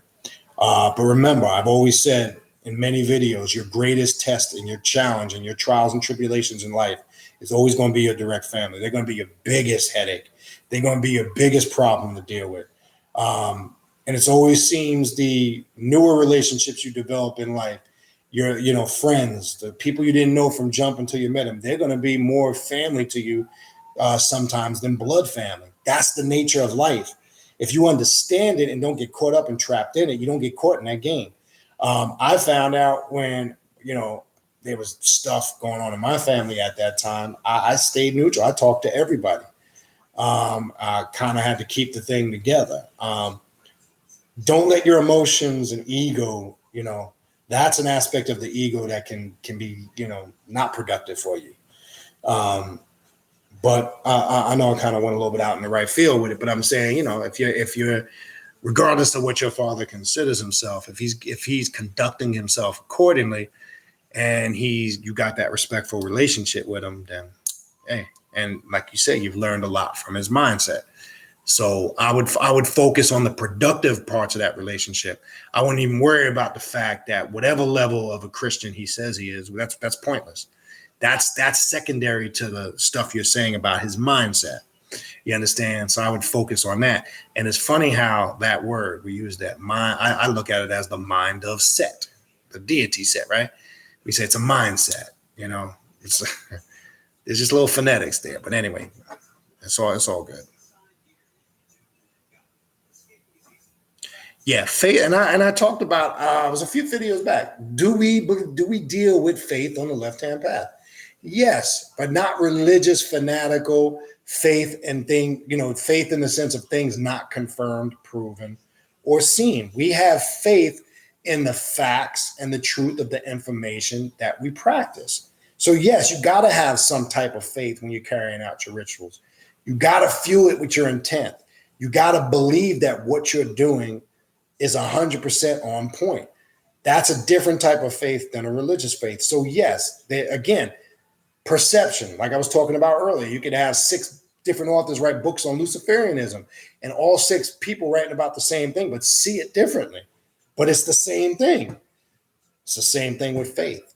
So I threw some people off in a class with that not too long ago. They heard faith and their mind automatically resonated to religion. That's not the faith I was talking about. You understand? But yes, you do need a certain level of faith, and you're not being a fanatic and fluffing it. You understand? And experience is the best teacher, right? Experience is going to teach your ass the good side of things, quote unquote, and to you, and the bad side of things, quote unquote, to you. Experience is the best tool to learn anything in life, right? Jennifer Long, I'm late, low, peace. Yeah, you about 2.5 hours. You about a little bit over 2 hours late. Almost 2 hours late. What else we got? Prince Your Bible. Are you familiar with Palladians? Yes. All right. When we start talking about, you gotta be careful. All right. So I don't want to get too much into the extraterrestrial things. Now, I don't know if you're talking about the constellation. I don't know if you're talking about the group of beings and the extraterrestrial phenomenon they call Palladians, or you're talking about Pleiades and Orion. Maybe you type something down. So I don't want to go into a whole spiel. I'm not sure. I would assume because you put plural, you're referring to the beings Palladians. Yes, I remember studying it years ago. In the perspective of extraterrestrial life form, we got to be careful when we get into this because this can go a little bit out there. Do I accept the reality that there's higher intelligent life or there's other intelligent life in the universes? Most definitely. We'd have to be a fool to think we're the only highly intelligent people here. I don't want to get it spooked out and go religious because the UFOism, as I've mentioned in the past, has become kind of religious. It's that, and I'm not saying Prince Yababa that's the angle you're coming. I'm speaking just in general. I just want to make that clear. Yeah, I've read about the Palladians. I've learned a lot about that, also in the past from Dr. Delbert Blair. In previous schools that I was in, Dr. York, who stole a lot of that stuff from Dr. Delbert Blair. Reptilians, Greys, the Arcturians, the Deer, all that stuff.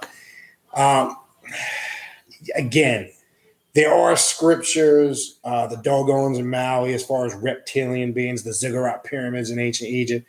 There is evidence to suggest, and I'm saying we can only go based on some of the information that's here.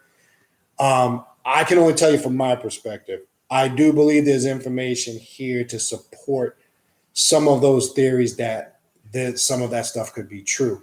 I can't wholeheartedly say 100%. But yes, I am familiar, with the Palladians, their species, and things of that nature. But again, we have to be careful how we perceive it. So it's personal. And again, I do know a lot of people that they're really a little bit out there with that extraterrestrial stuff. I used to have a lot of conversations with Dr. Delbert Blair about this because, as you know, I've mentioned this before. And obviously it's crazy. It makes me reflect back. And the last couple months of his life when he got very sick, man, I would call him up late at night. And sometimes people, don't realize sometimes it's just as simple. I wouldn't call Dr. Delbert Blair to just pick his brain, you understand, and beat him up for information. Some people are what I call information whores. They just want to take and take and take.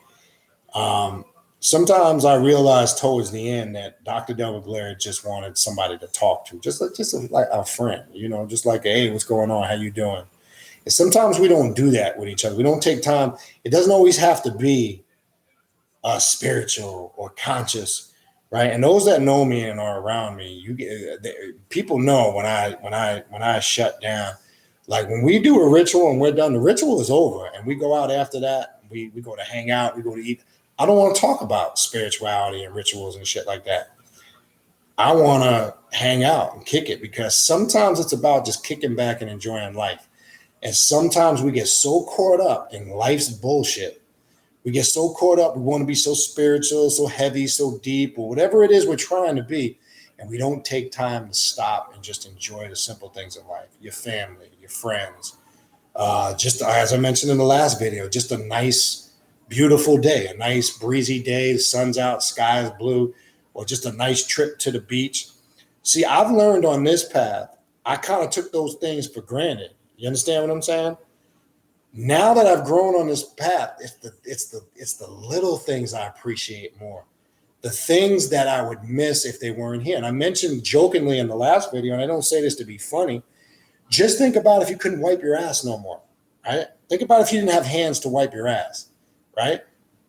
And I don't say that to be funny. I know it might sound kind of funny. It is a little humorous, but you wouldn't appreciate it until you weren't be able to do it no more. So appreciate the fact you can get up. Little things, stand outside your bed. I'm not trying to sound religious. I'm not trying to say thank the Lord. No. I'm just trying to say, man, think about the gifts you do have, right? And think about the shit we complain about, right? There's somebody right now, as we talk, that's writhing in pain from some critical chronic illness or disease. There's somebody right now that ain't got a roof over their head. There's somebody right now that don't know where their next meal is coming from. And I'm sure everybody in this room ain't in a situation like that. And think about the shit we complain about sometimes. I'm not driving the car that I like, but you got a car, motherfucker. I wish I had a better place to live. Some people ain't got a place to live, right? I wish I had this or that. Well, if you got your health, that's the greatest gift you can have. You understand me? because some people, got to be on medication all day. Some people can't walk because they're paralyzed. Some people are confined to the bed in a wheelchair. Think about that shit before you start bitching and complaining. And I know this went to right field, and I know this started. I don't know how the fuck this went from Palladians to this, but I'm just saying, we tend to whine like a little bit. This path has made me to appreciate those things, right? Matter of fact, just today, for an example, right? I was driving, and for whatever reason, randomly, my father pops into my head. Obviously, it's still new because he passed away in January, and I just start recalling things that he said and did. And I start reflecting on those things, and I appreciate that. I started to think about my 4-year-old son today, and I'm grateful to have a 4-year-old that's healthy. He ain't got nothing wrong with him, because you turn on the TV and you see, people in other places and other cultures, and they're sick and they're dying, and we're complaining about, petty shit, right? Like I say, I mean, be grateful you got a place to sleep. It may not be the place you want. Be grateful you got some food in your refrigerator. And sometimes we take those little things for granted. Yeah, we're all going to bitch and moan and complain. That's just a fact of life, right? What's up, buddy? So think about that the next time you're whining and complaining about something stupid. I'm not saying, look, we're all human. We're going to do that. But I'm talking about when people are complaining about dumb stuff like that, and I have a problem with that. I'll complain about small shit, and sometimes you got to catch yourself. You understand? Will you do it again? Yes, you're going to do it again. But think about that before, like I said, if you can get up out of bed every day, you might have a few aches and pains. Your feet might hurt, because I know my feet ain't the greatest. But you know what? At least I can get up and walk. There's some people that can't even do that. And that's the shit you got to start thinking about before you take a certain mindset. Think about this, and I know this, something we appreciate here in Florida after a hurricane hits, how much we appreciate electricity, right? As soon as that motherfucker's gone for a couple of days, hours feels like weeks. And I remember the last hurricane, how long were we out with power? 4 days. I remember we were looking every time. We were fortunate because at that time, my father had power at his house, which was a few blocks away. And say hello. And we would come home and drive every day looking for the light, one of the street lights to be on. And you start to appreciate something, unfortunately, when it's not working anymore or it's gone. So think about that shit. Some people don't have those things. And that's part of the understanding on this path, right? To not negate, like I say, think about if you couldn't wipe your ass. Just think about how messed up that would be. You understand? And that's a luxury. We don't think of it because we're able to do it every day. Think about if you couldn't hold a fork and feed yourself. Think about if you couldn't tie your shoes every day, right? You don't think that that's a big deal because you get up every day, you do it. It's no big deal. Bam, bam, put your shoes on, bam. Because you're so accustomed to it, because you think you're entitled to it every day. Or think about somebody now think about this for a minute. Think about somebody that had those abilities and got into a serious accident and lost those abilities. Think about somebody that's blind and can't see, right? How would you feel if you couldn't see anything or hear anything? You understand? And if you were given the choice to pick one, which one would you pick? That's a whole nother side. But anyway, I think you get the point. All right.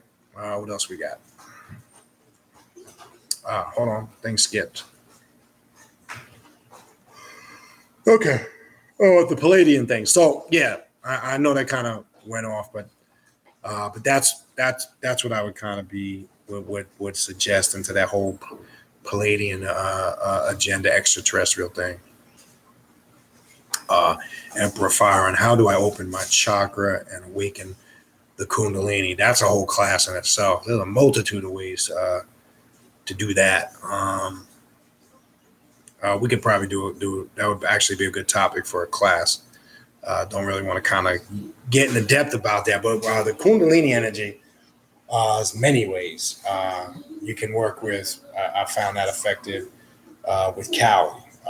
You can do it. You can do it through mantras. You can do it through certain ritualistic workings, focusing, visualizations, vampire magic. Matter of fact, in Father Sebastian's book, I believe it's Vampire Magic.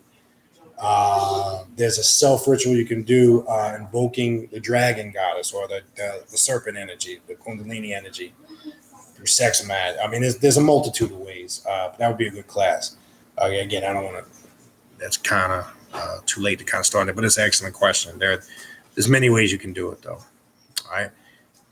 Days Rod, hello, love to hear you speak. Very knowledgeable, appreciate it, Days Rod. Mandy's back. Beautiful way, all family on the same mission, but different paths, feeding off each other. True. Brother Jack, what's going on, Jack? Jack's retarded. Intergalactical pimpin'. Jack's retarded. All right, what else we got? Alchemista, 1111. What's going on? Little Sky typed in there, speaking the truth, facts. Yeah.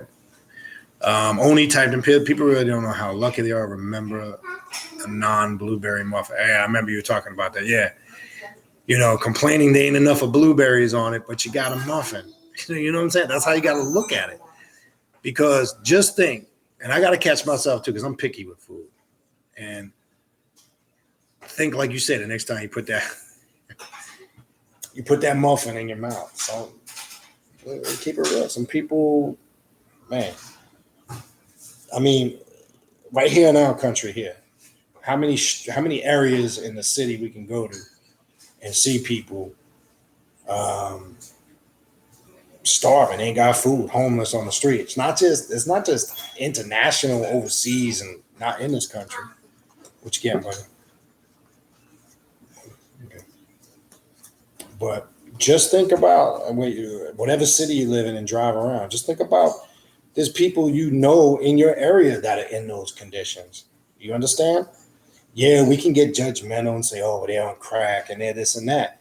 But look, man, you got to remember, they're not in control of themselves. Okay? So the next time, again, like, I know I only brought that up, but next time, yeah, you get that blueberry muffin and you're bitching that there's not enough of blueberries on it, or that chocolate chip cookie that ain't got enough of chocolate chips. Be grateful you have the ability to indulge. That's an indulgence. You understand? And think about the next time where you see one thing that when you see all this shit on the news and on TV, I can't watch. It bothers me to see children starving. Think about that shit. You understand? Children starving. That's crazy. That's crazy. But yeah. Again, not to go into it again. I don't want to make it sound like it's that we're lecturing, but I think you get the point. Be grateful. Don't focus on what you don't got.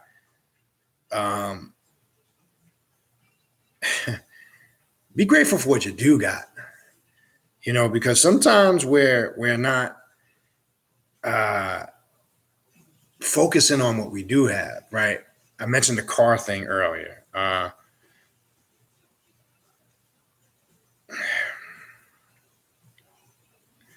Look,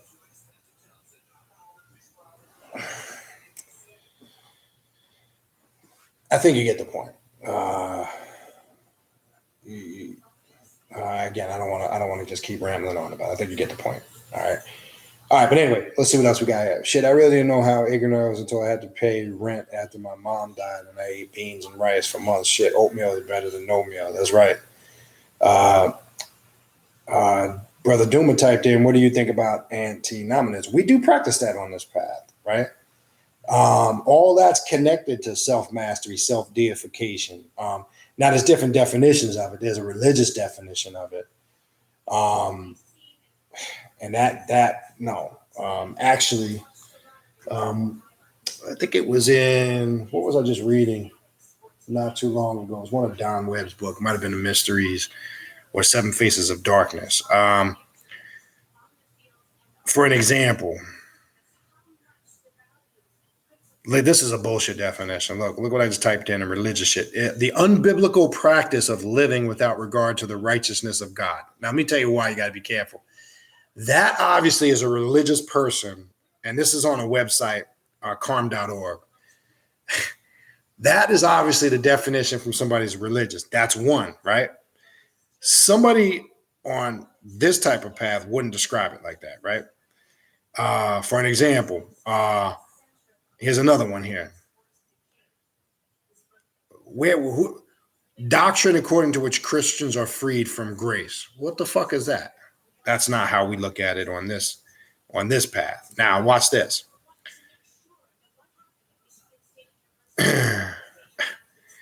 It really means, here's another one. This is funny too here. Is any view which rejects laws of legalism and is against morale. Examples of antinomians being confronted by the religious establishment, including Martin Luther. No. What is antinism and who teaches it, right? Anyway, long story short, to get to the point, really in essence, it all ties into, and everybody again is going to have their perception on this, but we do practice it in the sense that we're not a conformist. We don't go with the norm. We don't do something just because there's been this system of morality. We do apply it in the sense that we go outside of the main God stream concept, because it is the practice and essence of accepting you as God. You understand, God as self, rejecting all of those things in that sense. So actually, you'll find it mentioned in a lot of left-hand path books. Don Webb talks about it in a lot of his books. Stephen Flowers will incorporate it. So it is connected to what we do. Now, again, there might be different layers or levels of perception on that.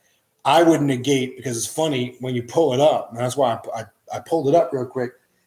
Don't just associate it with that religious, like it's just anti-religious. I more look at it as not being a conformist. You understand? So it just depends. But yes, we incorporate it on this path. And yeah, Jack confirmed what I was talking about earlier. All right. I think for the most part, that covers what I wanted to get into this evening. But what I want to do, leave you with this. Look, this topic, like I said, and it's always had a personal place with me, because I think this is where your greatest growth comes in this work. Demonic integration and connecting with your real self is probably the most important thing you will do on this path, period. And it's great that, everybody, gain your experiences by the many different practices you mentioned in this room tonight. And again, like I said, people were talking about demonology. People were talking about the Goetia. People were talking about Luciferianism. And I would tell you, after having done all that, draw from that work and those experiences and start to create your own stuff. And you will see the power and the difference, because it's a beautiful thing when you can incorporate the two.